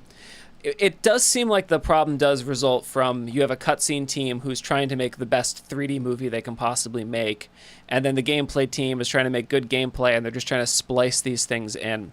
Something like BioShock or BioShock Infinite is like a good middle ground between those things, because you still get the great acting and you still get the, the compelling dialogue, but it doesn't take away from the game. Yeah, I feel like Half-Life 2 had a really good integration. Yeah, Half-Life 2 is a good example of it done well. Like the immersive But I think those sim... games work a lot more because, like, even I look at like BioShock and I'm like, it's abstract. It's an abstraction. Yeah, you know? for It's sure. like, it's not like trying to be like, oh, this super serious. What if there was actually a world under the waves? It's like, well, that would be stupid, and we know that would be stupid. So let's just make it stupid and loud and bombastic. And yeah, you're giving the player, little tidbits for them to almost assemble their own story in their mind out of what they experienced. And a lot of these games are just like way too precious with the plot and like way too precious with like the QTEs and the cutscenes. And I look at it and I go, well, then you just wanted to make a movie. And here's the question. Well, I think that, so the framing of that is a little strange, because it really isn't that they wanted to make a movie. It's that you have one team who has to make the movie and the other team who has to make the game. And then they just have to get mashed together. So like, because the idea is that they want the game to come out like a year or two from when it starts. And the quickest way to do that is to split up the teams and go, okay, well, it's going to take like 2 years to make all the cutscenes. And it's going to take 2 years to develop the whole game. And if we do that like at the same time, it might take 3 to 4 years. Yeah, it's not a unified vision. Yeah, there are some games where it feels like it might have been a unified vision. Like you play them and then you're like, oh yeah, like the cutscene team and the gameplay team, like this was like the same thing. Yeah, like Death Stranding. Yeah, does it well. I just think anytime you're making a game and you're like, we've modeled the most realistic horse ever, I'm like, you should have put a Gatling gun on its back. It should have laser eyes. Like, stop it. That's true. These are video. Yeah. Well, yeah. I will These say are about video games. Yeah, with Red Dead Redemption 2, I didn't need to realistically walk super slow around the camp. That is the one gripe I do have. That is the biggest That's the biggest problem with that game. Nonsense. Yeah. Why would I watch? And there's a guy lovingly preparing soup, and there's like 50 different like minute actions of him cutting up the potatoes or whatever else. I'm like, this is a waste of everyone's time. I'm so mad. Do you have spent any amount of time on this? Do you have the same problem with Grand Theft Auto 5? No, because it's funny. Okay, good. Yeah, so it's interesting because I almost feel like I thought you were coming at it from a different angle. Like, I thought your issue was the stop and go of now you watch the cutscene, now you play the game. But it almost seems more that they're taking themselves too seriously. That it's like, oh, here's an HBO show in the middle of a video game. Games should not strive towards realism. They should strive towards the exact opposite. I agree with that. Worlds that are like fully abstract and outside the fantastical and the realm of whatever. And if you're just gonna be like, oh, it's like Uncharted. Have you ever played Uncharted? Yeah. Yeah. Uncharted is like Indiana Jones if Indiana Jones for no reason shot 500 brown people. Yeah. Just like, oh, and then went, whoa, geez, what an adventure! And you're like, you just killed like a whole fucking ethnic minority. You committed ethnic genocide on a grand it's scale. It's so funny because like, and you're going, oh, I can't believe what a crazy day I'm having. It's like, and then it became kind of self-aware in the last game where it's like, oh, I guess I really am a killer. That's a little bit of a problem. Like they needed. It's hard because like we're so conditioned. It isn't to hard. Kill... Just don't make that game. Well, yeah, you're probably right. Like that's a fun game. Like you can have an Indiana Jones game, but give him a laser whip and a jetpack, and just stop trying to make these realistic narratives because it's stupid. It would just be better as anything else. It would work better if he just like whipped people, made them unconscious instead of killing them, and then tried to get around them, and then they could wake up again later. Like that would actually be a more interesting gameplay loop than what they have going on, where it's just a cover shooter. Well, I guess that's Metal Gear again. Yeah. Well, I mean, a little bit. Metal Gear's great though, because Metal Gear's goofy as hell. Right, exactly. Like, Metal Gear. They wink at the audience constantly. At one point, is it Metal Gear Solid 2, where he's like, "Hey, do you need like any extra ammunition?" And Snake points at his headband, and he goes, "Infinite ammo." I love that. And you're like, "Oh, it's a video game that knows it's a video game." So Great, good. It's not like dicking around and being like, no, this is a super serious spy thriller, and you have to tell it. No, it's fun. It's camp. It's out there. Vito, everyone loves Metal Gear Solid 3, and that's all that is. Yeah, that was super duper serious. Where you got to dress up as the Colonel's gay boyfriend and let him wait till fondle people your junk. wait till that remake comes out and people play that game again. They're like, wait, what? Oh, they're gonna complain. Yeah, I just think that right now there's a lot of people who are just like, let's just take Hollywood movies and make video game video game versions of that. Yeah, I mean, like, The Last of Us is pretty much exactly like just like a rip-off of a couple different movies, like back to back. Did you play The Last of Us 2? Yeah, I did. What did you think of it? It should have been a movie. It was the plot was like okay, I guess. Again though, like it's a game about a little girl who keeps walking into the same tripwire and dies 6 times. Yeah. And then eats 100 pills to learn how to assemble a sniper rifle. So I'm like okay. I like putting down the mines in that game. That's yeah. And also a little girl who kills like 3,000 people, which is not real. Like in the first Last of Us, there's that part where they're coming at the house and you're up in the house with a sniper rifle and you take out like 20 guys in a tank. And I'm like, that's no sniper in the history of the world has ever done that. That's ridiculous. This is stupid. Give me like 2 guys to snipe. Remember in even in Metal Gear Solid, which is had a sniper battle, it was you versus another sniper. It wasn't you killing. Yeah. They did that a couple times. Yeah, the Sniper Wolf and the end. Yeah, those are both 2 legendary boss fights. And they did one with Quiet as well. Oh yeah, Quiet. Yeah, Quiet. That Quiet fight kicked my ass so many times. That is so cool. The first time I came across that, I was just playing the game. I didn't know that was going to be there. I wasn't even like I had no idea it was going to happen, and then just so good. I love it. Yeah. One of my favorite moments in a game is just suddenly being shot at by Quiet. See, and here's the other thing to say about video games is the best stories that are going to come out of video games is a bunch of guys sitting around being like, hey, what do you remember when this thing happened? And it's like, oh, how did you do that? Oh yeah, I had to drop this. Like, the stories in video games that are fun to tell are the stories that are like, I had to drop this crate out of the sky and then 10 guys came at me and I threw a grenade and I killed the whole team. It's like, that's the story that matters. Yeah. A lot more than, like you want a solid plot, but when you come away from it, the stories that people are telling are always like the thrilling things that happen in the game. That's true. I was down to 1 HP, and then, dude, I have a boss fight I did in Dark Souls, and I beat that boss, and I checked my menu and I was at 1 HP. I remember being like, this is like a story I'm going to tell my grandkids. Right. That I thought Artorias the Abyss Walker. And I literally was looking at my HP gauge, and I'm like, there is no HP left. I am dead. I am literally dead. And I checked the menu, and it's like, you have 1 out of 12,000 HP left. And I'm like, oh my god. Amazing. Yeah. I always find it interesting, though, with, like, the games that are trying to be movies, or however you want to phrase it. Like, they don't do as much with the narrative that they could do, like, specifically with the medium. Because there's, like, a lot you can do with it. And I've seen all kinds of different games toy with the idea of like actually approaching the medium in an interesting way that like only could be told as a video game, and it feels like a lot of them don't do that, and it's I don't know, it just kind of sucks. No, you just gotta kill more O'Driscolls, man. Right, and that how many O'Driscolls are there? I feel like the killing is rubbing off on movies too now, where there's like a lot. I don't like the cross pollination between the action sequence guys in movies drawing from video games. Right, like there was like that I ended up seeing like that Puss in Boots movie, and there's like characters like dual wielding, and I'm like, no one would have done that before video games. That you put. It's the weird cross pollination. Yeah. I think Shadow of the Colossus remains like the best storytelling in a game because it just completely gets out of the way of itself, and it's like, here's the world.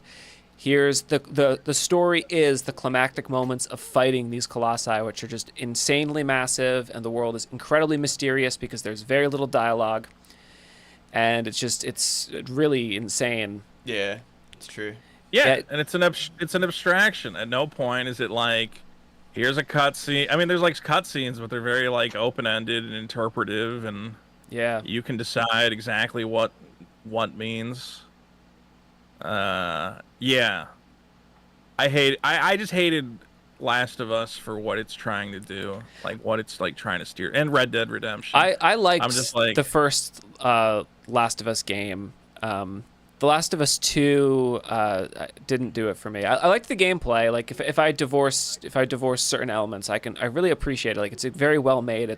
I have a lot of respect for the people who created it. It's insane technical ability that went into that game. But I don't know. It feels very. I don't know. I'm kind of a little bored of the trend of like, the thing you like is actually bad. And it feels like it's kind of just another one of those. And it's like, okay, well, cool idea. I did a review of Last of Us 2. I highly recommend. I don't think anybody watched it. Oh, okay, yeah. I didn't know you did that. Was very funny.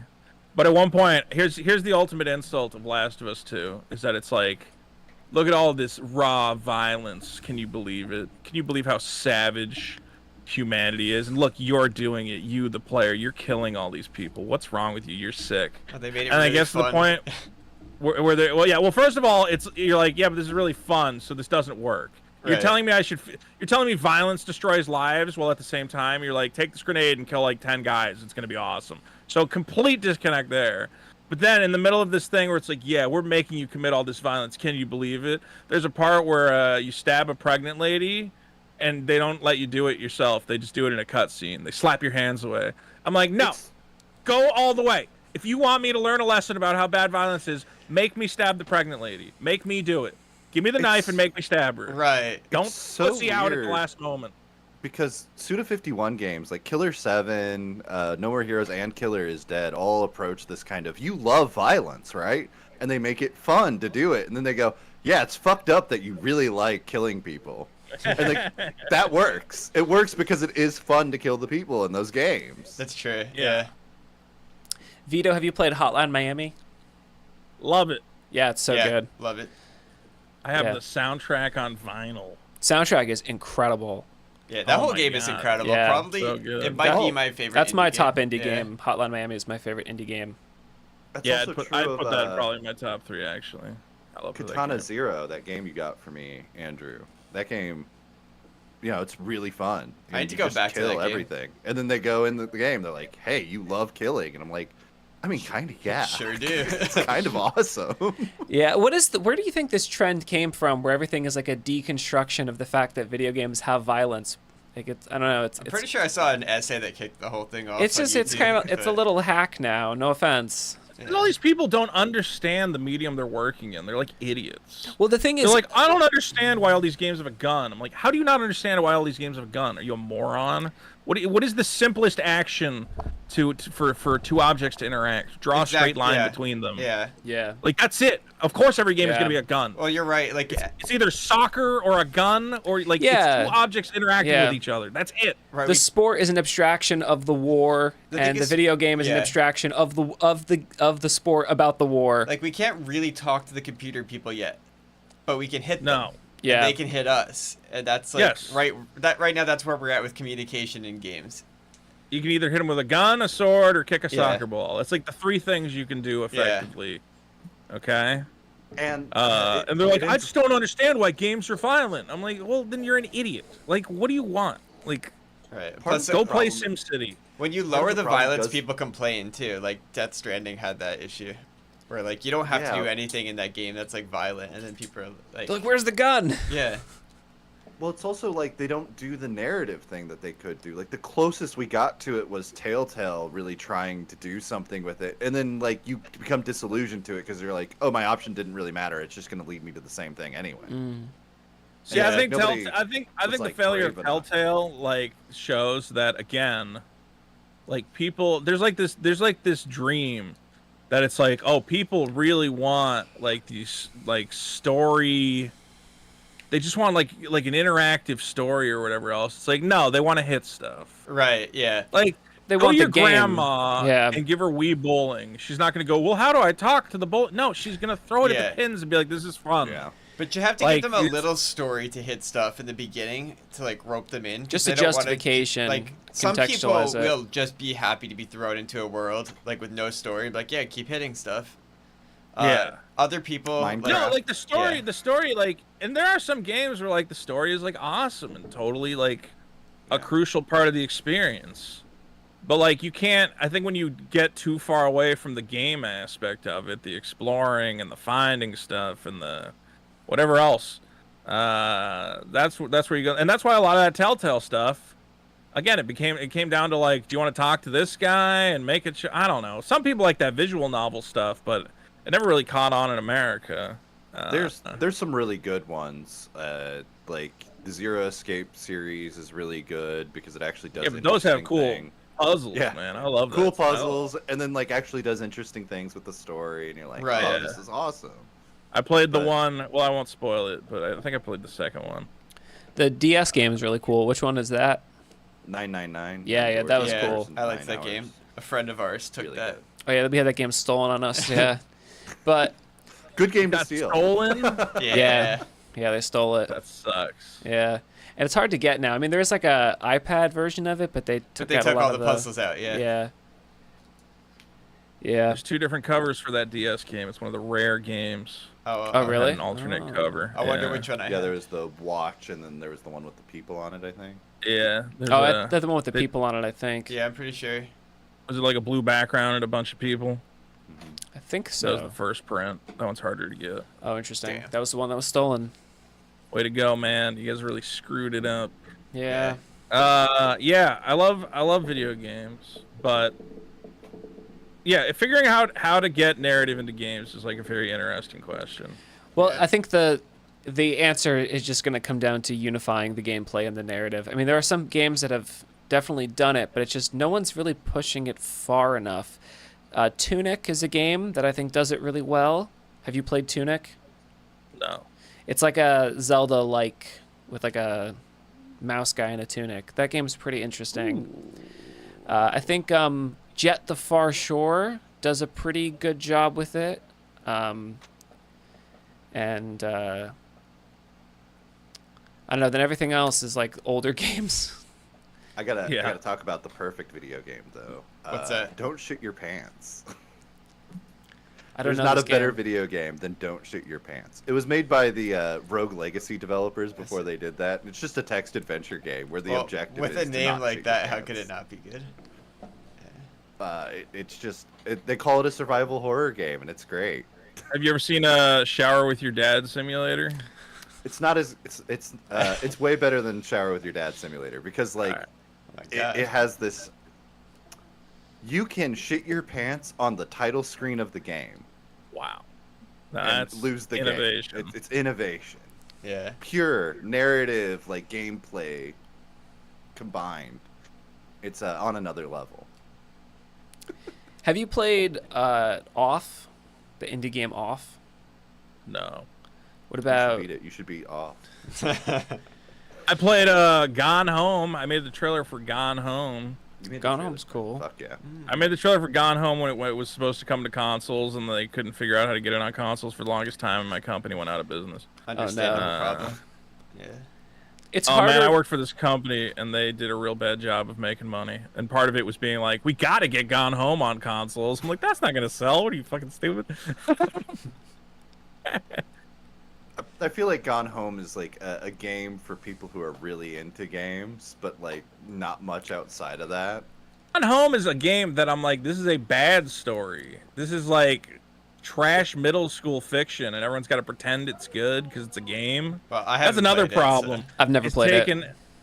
Oh man, Gone Home. It's like you come home and you're like, where is everybody? I just came home. Nobody's here. And you're walking around. You're finding like diaries and stuff. It's like a diary finding game. Yeah, I think I watched a Let's Play of that actually. Yeah. Yeah. And then you got to find all the diaries, and then it turns out that the problem was like love. That was the most important thing, or whatever. And I'm like, this is stupid. This is literally like a 12-year-old wrote it, and everyone's like, oh, it's so brave and magical, and you know, it's got some LGBT stuff. Okay, that's great. But at the end of the day, it was like a child's story. And because it's a game, I was supposed to be first excited about it, I game for guess. that studio. There's I just got a text message from someone who very much agreed with you, but I can't read what they actually wrote about what they said about Gone Home. But they Gone agreed. Home? Yeah. Everybody was like, "Oh my god, it's so brave," and I'm like, "What are you talking? No, all right, whatever, fine, it's brave. I got it." Yeah, there's this like weird pass also for indie games. Like they'll tell, like sometimes like these really stupid, simplistic, like beat you over the head. Like, oh, what if you know, love was like there was like a red guy and a blue guy and they had to find each other. I don't know, just some stupid like that you pull out of your ass. That's fine. Everyone goes, yeah, that's profound. And it's like, no, it isn't. This is stupid. Don't tell little kids stories either. All right, tell like a real story. I do kind of agree with you there. Like there's sort of like right now currently it's like a fashionable thing to have like these very simplistic, almost like a children's book level of storytelling. Yeah, that the whole weird like it's weird to me. Yeah, like I'm not gonna knock anyone for doing it. Like make what you want to make. It's just for me, it's weird. Yeah, have bad ideas if you want. That's cool. That's all fine. I'm saying. We're not gonna stop you. Yeah, I can't stop you. My ex-girlfriend, she got it was like a grant to make a VR game, and she was like, I don't know what to make. Like I want it to be like whatever. Like this like deep introspective thing, and I'm like, how about you're in a pitch black room and you can throw balls of light, and the light represents, you know, the darkness in her heart, like the emotional trauma she's gone through, and then as she, you know, she goes through the hole, and there's like a bottle of pills that represents the addiction of her mother or whatever else. Oh, you're She's so like, good at hold on, this. she's like writing it all down. I'm like, this is the easiest shit. Like anyone can come up with this stupid, pandering crap. Yeah, like sounds like a I get it. shittier version of the Unfinished Swan. Yeah, what if the darkness represented darkness? Oh, that's brilliant, Unfinished Swan. I get it. Like, and like come on. 2012, that really would have hit. I think. Yeah. Yeah, and it's like there's so much of that shit that because it's like a game. Yeah, people got to pretend like it's profound. I think something else is going on here is a lot of people who play games don't explore outside of that medium, so they don't realize that a lot of the very simplistic storytelling stuff they're doing is far too simplistic. Was done a million years ago. Yeah, a million years ago, like before the Middle Ages. Like, guys, what are you doing? That's why you gotta have fun with it. At the end of the day, I don't want a bunch of fancy dancy messages and morals or whatever else. At the end of the day, I want to hit something. I want to have a jetpack. I want a laser sword. Where do jetpacks go in games anyway? The verticality made everybody. People can't figure out verticality. They're playing the Dark Souls. Everybody's playing Dark Souls, which has the verticality, and they don't take anything away from it. People want to go up and down. Yeah, they love it. That's true. And Tears of the Kingdom does great stuff with verticality well, too. We're getting what game is it? I'm thinking of. Oh, Armored Core. Armored Core. Yeah, they do. Looks like the new Armored Core is doing insane stuff with verticality. Fantastic. Yeah. Shadows of the Empire on the N64. Look, not a perfect game, but those jetpack levels. I remember you're my like, friend I can had go up rented it. and down. Yeah. I can go all around. We need more jetpack games. Yeah, It really Jet Force is a Gemini huge had the problem. jetpacks. That was cool. People, I don't know, man. Like, you know, people are trying stuff, but at the end of the day, we know what works. And what works is find a simple, repetitive game mechanic that feels good every time, and then iterate on it. Games. That's what you're saying. We need more farming games. It feels great. Honestly, why not? I don't care. Right. All right. I want to break a wall. What feels good in Zelda? Something feels good in that new Zelda. Every time I find a shrine in Zelda, I get a little chubby. Satisfying. Yeah. And also God. just revealing the map, because it's so much effort to go up those towers. Yeah. Gliding feels so good. Yeah. It could be a little Nintendo's faster. killing it these days. Nintendo's insane with the stuff they're doing. Yeah. They're making the best stuff. Yeah. But that's what a lot of people aren't talking about. It's like with Zelda. It's like, well, you know, the graphics and blah, blah, blah, blah. Talk about the gliding. How good does it feel to fly like a bird? It's very satisfying. How good does it feel to fly? You know what feels good? When I'm in those dark caverns and I throw a little light bulb seed. Oh yeah, and it lights up. And I'm like, I just did that. Remember when you were a kid, the first time someone handed you a flashlight and you felt like a fucking god? Yes. You're like, wait, yeah. I can control light. Yeah, I can reveal things. I can point this at anything and reveal in the darkness. Oh my god. That's the one thing that was really cool about the new Zelda is like how dark the dark is. And how Oh, dude, you you Oh can't yeah, see in the anything. depths. Yeah, it's good. Yeah, the new Zelda game is great. I think the only issue I had with it was the story is just far too anime. Like, there's too much like I don't even know what power the of story is friendship, yet. dog whistles. Yeah. I've just been finding shrines. I know there's a story somewhere, and I keep not being able to figure out how to get it started. That's funny. I'm like, where do I go? Who do I talk to? I just keep finding shrines. It's a great game. Okay, well, let's wrap up. But to wrap up, what games are you guys excited about? You can't say YIIK I.V. You have to pick something else. Well, I mean, I'm definitely excited for Armored Core now that you bring it up. Yeah, that was gonna be mine too. It looks so cool. Yeah, Armored Games Core coming out 2020. We're not getting the Final Fantasy VII remake this year. Oh yeah, early next year. Have you played 16 at all? No. 16. Do you have a PS5, Vito? I do. I don't know why. Actually, I do know why. I played Diablo. That's okay. You should play Final Fantasy. Yeah, play Final Fantasy 16. It's pretty great. Final Fantasy 16. Yeah, Final Fantasy 16. Oh, you were just talking about a insane. game called 16. No. No, I have not played Final Fantasy. I was like, what is this weird? Me Like, too, dude. Dude, the highs of that Is game it are good? insane. The highs are insane. It gets too easy I heard by a lot the of end. mixed stuff.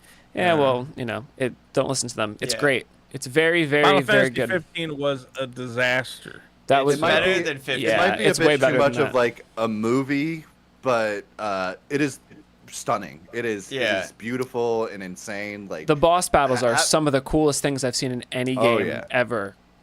Yeah, And, it's like, amazing. It's got good boss fights. Yeah. I don't know. The whole time I'm playing this game, there's no loading times. I'm just thinking, how the fuck did they make this? Yeah, is it's insane. insane technical achievement. Yeah. Yeah.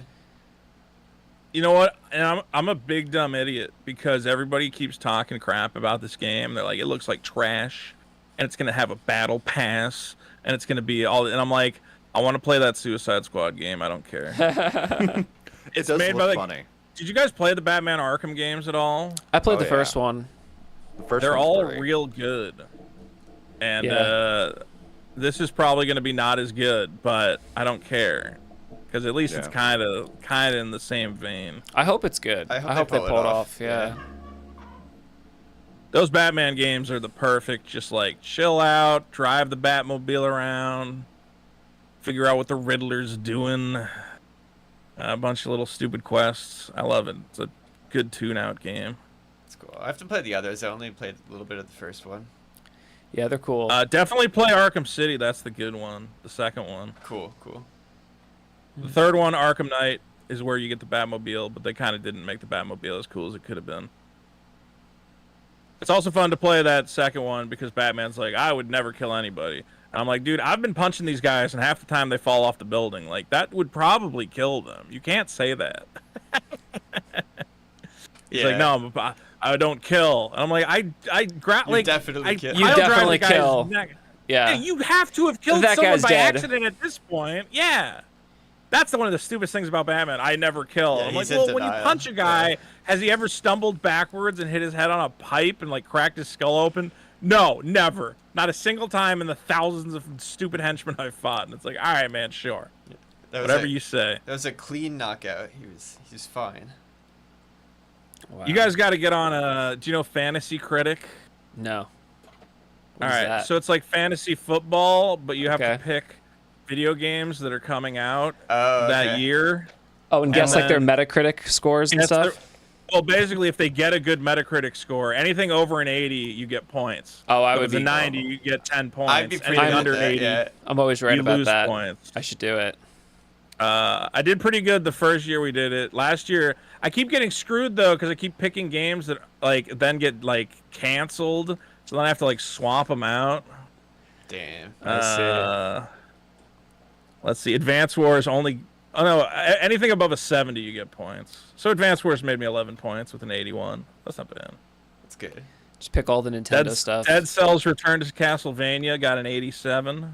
That got me 17 points. But then you have to pick You also have to pick 2 games you think are going to do badly, and I picked Bayonetta Origins because I thought Platinum would screw it up. But it and did well. It did well, and I'm now Yeah. mad because I lost 11 points on that. Oh, did you play Yeah, I think Astral they, Chain? Astral Chain? Have you played that? No, somebody actually gifted Yeah, me. dude. Actually, you know what? I think I played it at somebody's house. Try but it. It's really only good. for a second. Yeah, it's really good. Yeah. Platinum's like so weirdly hit or miss. Where I love Platinum, but then like sometimes they'll just put out like complete. This trash. one's a serious hit. I mean, like it's a very kind of simplistic in the narrative, but the gameplay is incredible and the soundtrack is really good. Yeah, it seems like with Platinum, what they mostly do is they have like lower budget games, and then they'll make the mistake of like doing it with like something that's either really popular or they won't price it as lower budget. Yeah. And so people think it is their higher budget game, and then that's where everybody gets pissed at them. Yeah, for sure. Well, I think with the Bayonetta thing, they like showed it. They showed what it was, that it was like lower budget, and everybody was like, "Oh, okay, I'm on board. I know what this is." Yeah. Metal Gear Rising is still a beautiful game. Yeah, it's a great game. You guys all played Rising, right? Yeah, I have not actually played Rising yet. I have a bro. Oh yeah, I got the weird collector's edition in the other room. It comes with a stupid Raiden action figure I don't need. Sick. What's the name of the bad guy? Is it Anderson? The greatest villain. I don't remember his name. I need the guy to play who it. I've said, only played it we're once. gonna make America great again, like 4 years before Trump did. Another Kojima Trump prophecy. jacked his whole swagger. Stephen Armstrong. Stephen Armstrong. So great. I played ball in college, probably some fancy Ivy League school. Ohio State! And then he punches Raiden through the air. That's So the best good. game dialogue. See, that's what people are going to remember. You got to make games like that. Yeah. No one's going to remember Ellie going, "Oh, I've killed so many people. I Oh, agree. it's so hard." Yeah. It's like, Yeah. shut up. Like, honestly, games That's can not what we be want. a little bit more like the old like Time Crisis, or like that's like campy and stupid, and you're I just shooting guys and having wholeheartedly fun. agree. Yeah. Yeah. Well, I mean, that's what makes Suda 51 games so good. Yeah. Yeah. It's like, yeah, he kind of gets a little serious, but a lot of it is just campy, fun, crazy bullshit. Yeah, it's You good never stuff. know what's gonna I have happen a signed next. copy of No More Heroes in the other room. Oh, that's Hell cool. Sick. Did you know that there is a Y2K shirt in No More Heroes? Travis Strikes Again. Yeah. So Y2K is Ooh. obviously YIIK. YIIK is Y2K. It's the real name. But Yeah. everyone calls it YIIK. So yeah, we had our shirt was Oh. featured in that game. How'd you make that happen? They inquired through our localizer if they knew any interesting indie games that would be good for Yeah, to because be that featured. whole game is about like indie games. And Yeah, shit. and then I got to meet Suda51. I have a picture with him. He's a very cool guy. Yeah. Oh, bro, what do you call it? Again, when I was working for that company, we had like a bunch of indie developers come in and we like filmed all these like intimate interviews with them and stuff, and like we didn't use any of that footage. That's a we shame. wasted. That's cool. We wasted all of their days. with the- I hate that. That sucks so much because it probably was. I really mean, cool. it wasn't my fault. Yeah. I'll tell you no, one. no. All right. Again, that company had more money than God. I'll tell a quick story. So they're promoting Let It Die, and they're like, they want to film on the Santa Monica Pier. We were doing like this little stupid commercial thing, and I'm like, guys, we're doing man on the street interviews. Like, we literally didn't even have a game for them to play. It was us showing them iPad footage of the game and being like, does that look cool? And like getting their reactions. And I'm like, we don't need to film that at the Santa Monica Pier. That's moronic. And they're like, well, they're Japanese and they've watched movies and they know what the Santa Monica Pier is and they really want to film it there. I see. So can you look up how much that would cost? And I looked it up and I'm like, okay, for a 1 hour film permit, it would cost $3,000. That's a huge waste of money. Let's not do it. I can film it anywhere else in LA. And like, it doesn't matter. Don't worry about it. We'll take care of the permit. So then I get there to like do the shoot. Okay. And they're like, okay, so we can only film here for an hour. And you really got to make sure the footage is good. And I'm like, well, I was obviously going to do that anyway, but what do you mean? He's like, well, because we paid $30,000 for the permit. Oh, no. And I'm like, you paid, because I had read it wrong. I'm like, you paid $30,000 to film man on the street interviews for 1 hour at the Santa Monica. What is wrong with you? That's stupid wild. Oh, man. That's insane. I can't. That's like an indie game budget Yeah, right you there. could have like fund a whole game for that. That's crazy. Wow. Dude, and the footage we got was not good. Because again, imagine you're on the beach and someone's trying to get it's, yeah, and you're like trying to like cover the sun. Can you hold the Can you iPad? can you turn the brightness up? Can you turn the brightness? No, it's all the way up. Sorry. Yeah, we'll just hold this umbrella. Okay, we're like, I don't know. I guess it looks kind of cool. And we're like, no, like isn't it? Oh, it's so gross. Like act like it's gross. And they're like, oh yeah, it's so gross, this game. And I was like, what are we doing? This is You should have just hired actors and just faked the whole thing. That would have been so much better. Yeah, honestly, it would have been. That would have been for $30,000. I could have filmed a whole commercial. It's also a whole town of psychopaths and actors. So that's wild. Dude, I was so mad. They were not paying me $30,000 to film that thing. I'll tell you that right now. I'm like, if you had gave me that money, we could have done something crazy. Instead, we're here at the Santa Monica Pier, and my buddy is wearing your stupid death costume and riding a skateboard. Yikes. Yeah. Well, at least we had that one actor, but it was my buddy Tim, and he's just like, "Hey, this game looks kind of cool, right?" You know, like he wasn't. What a mess. I love it. It's a good story. That was the gung ho experience. All right. Okay, Vito, thank you very much for playing Y2K and talking to us. It was Everybody a lot of fun. go buy Super Killer. Do you have anything you want to plug besides Super Killer? Go to Indiegogo, buy Super Killer. Don't forget to subscribe to The Biggest Problem in the Universe on YouTube. And take care of yourself and the people around you. Cool. Great. That's it. Oh, also, while we have Hellcry here, do you want to plug anything? I got this. Hey. Oh, yeah, your new game. August 8th. Video game. Where can people get it's it? Neat. It's on Steam. I guess I could provide a link in the throw chat. a link in the chat. Also, Vito, throw me the. Well, actually, I can probably find the link for your thing. Super Killer. Well, you can go to superkiller.org, but for some reason it's loading very slowly. What is the organization of Super Killer? It's just I couldn't get the .com and okay. Who has a .net, man? Nobody. But who has a .org? You could have had a .xyz. Everybody's using those now. Oh, yeah, or .io.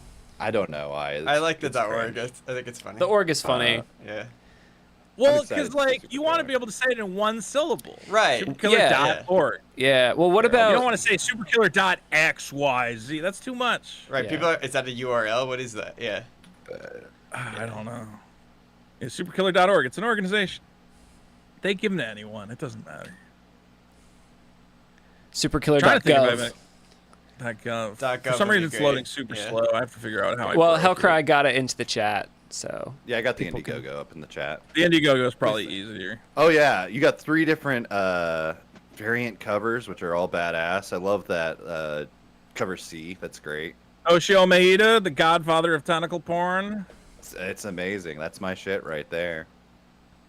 I don't know. Have you guys heard me tell that story already? He invented it, man.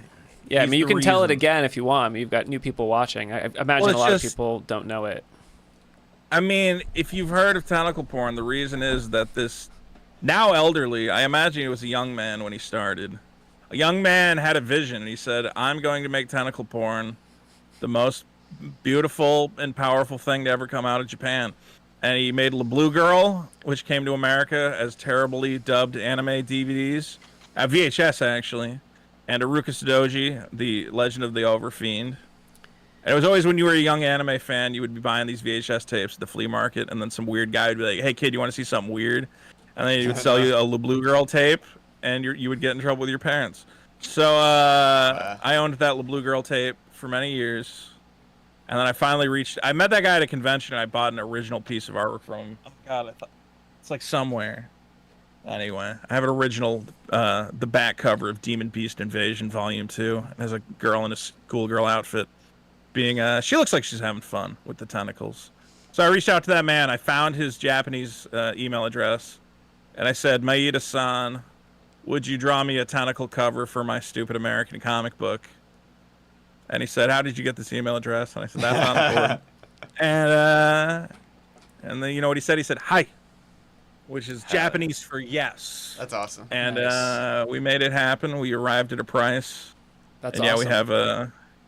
Yeah, there's a little negotiation where I was like, listen, man, I want this to have like some, future potential, and it's gonna be hard to me to explain to like a network why one of my covers has the girl being split open by like 6 tentacle penises. So you can't go too hard in the paint. Yeah, you gotta is be a what I little told tasteful. him. Yeah. I don't think that's a Japanese expression, but I think he understood the gist. You can't go too hard in the paint with the tentacles. All right, it's got to be suggestive. It's got to be tasteful. Yeah. Yeah. And he's like, all right, it's only 3 tentacles splitting her open from the inside. No splitting of any kind. Just like wrapping around the leg suggestively. Your childhood dream came true. I'm very happy for you. Came to a compromise. That's good. Yeah. Okay. And you got plushies up here as well. You gotta take a picture of the Sam plush next to the Alex plush. Oh, I sometime. will. I will. That'd I'll be put them all great. together. Oh yeah. You guys gonna make more plush? Isn't making plush like so exciting? Yeah, it's really cool. Yeah, we're gonna do probably do one of all the main characters from the game, and we're also working on a figure as well. So we're gonna have a Wait, like an plastic... action figure or yeah, like a yeah, action. Well, it's gonna be No, like a. Vito's already opened his wallet. Nothing He's with like, "I heard this on my articulation. show." Something like like this. a vinyl toy, like this like a type of vinyl. thing. Something like this. Yeah. Yeah, I want to make some vinyl toys. I love vinyl. Oh yeah. Vinyl's cool. Very cool stuff. Okay, cool. Thanks a lot. I appreciate it. I will see you all later. Yeah, have a good day, everyone. I'm gonna end the Bye. stream. Super killer, check it out. Get YIIK.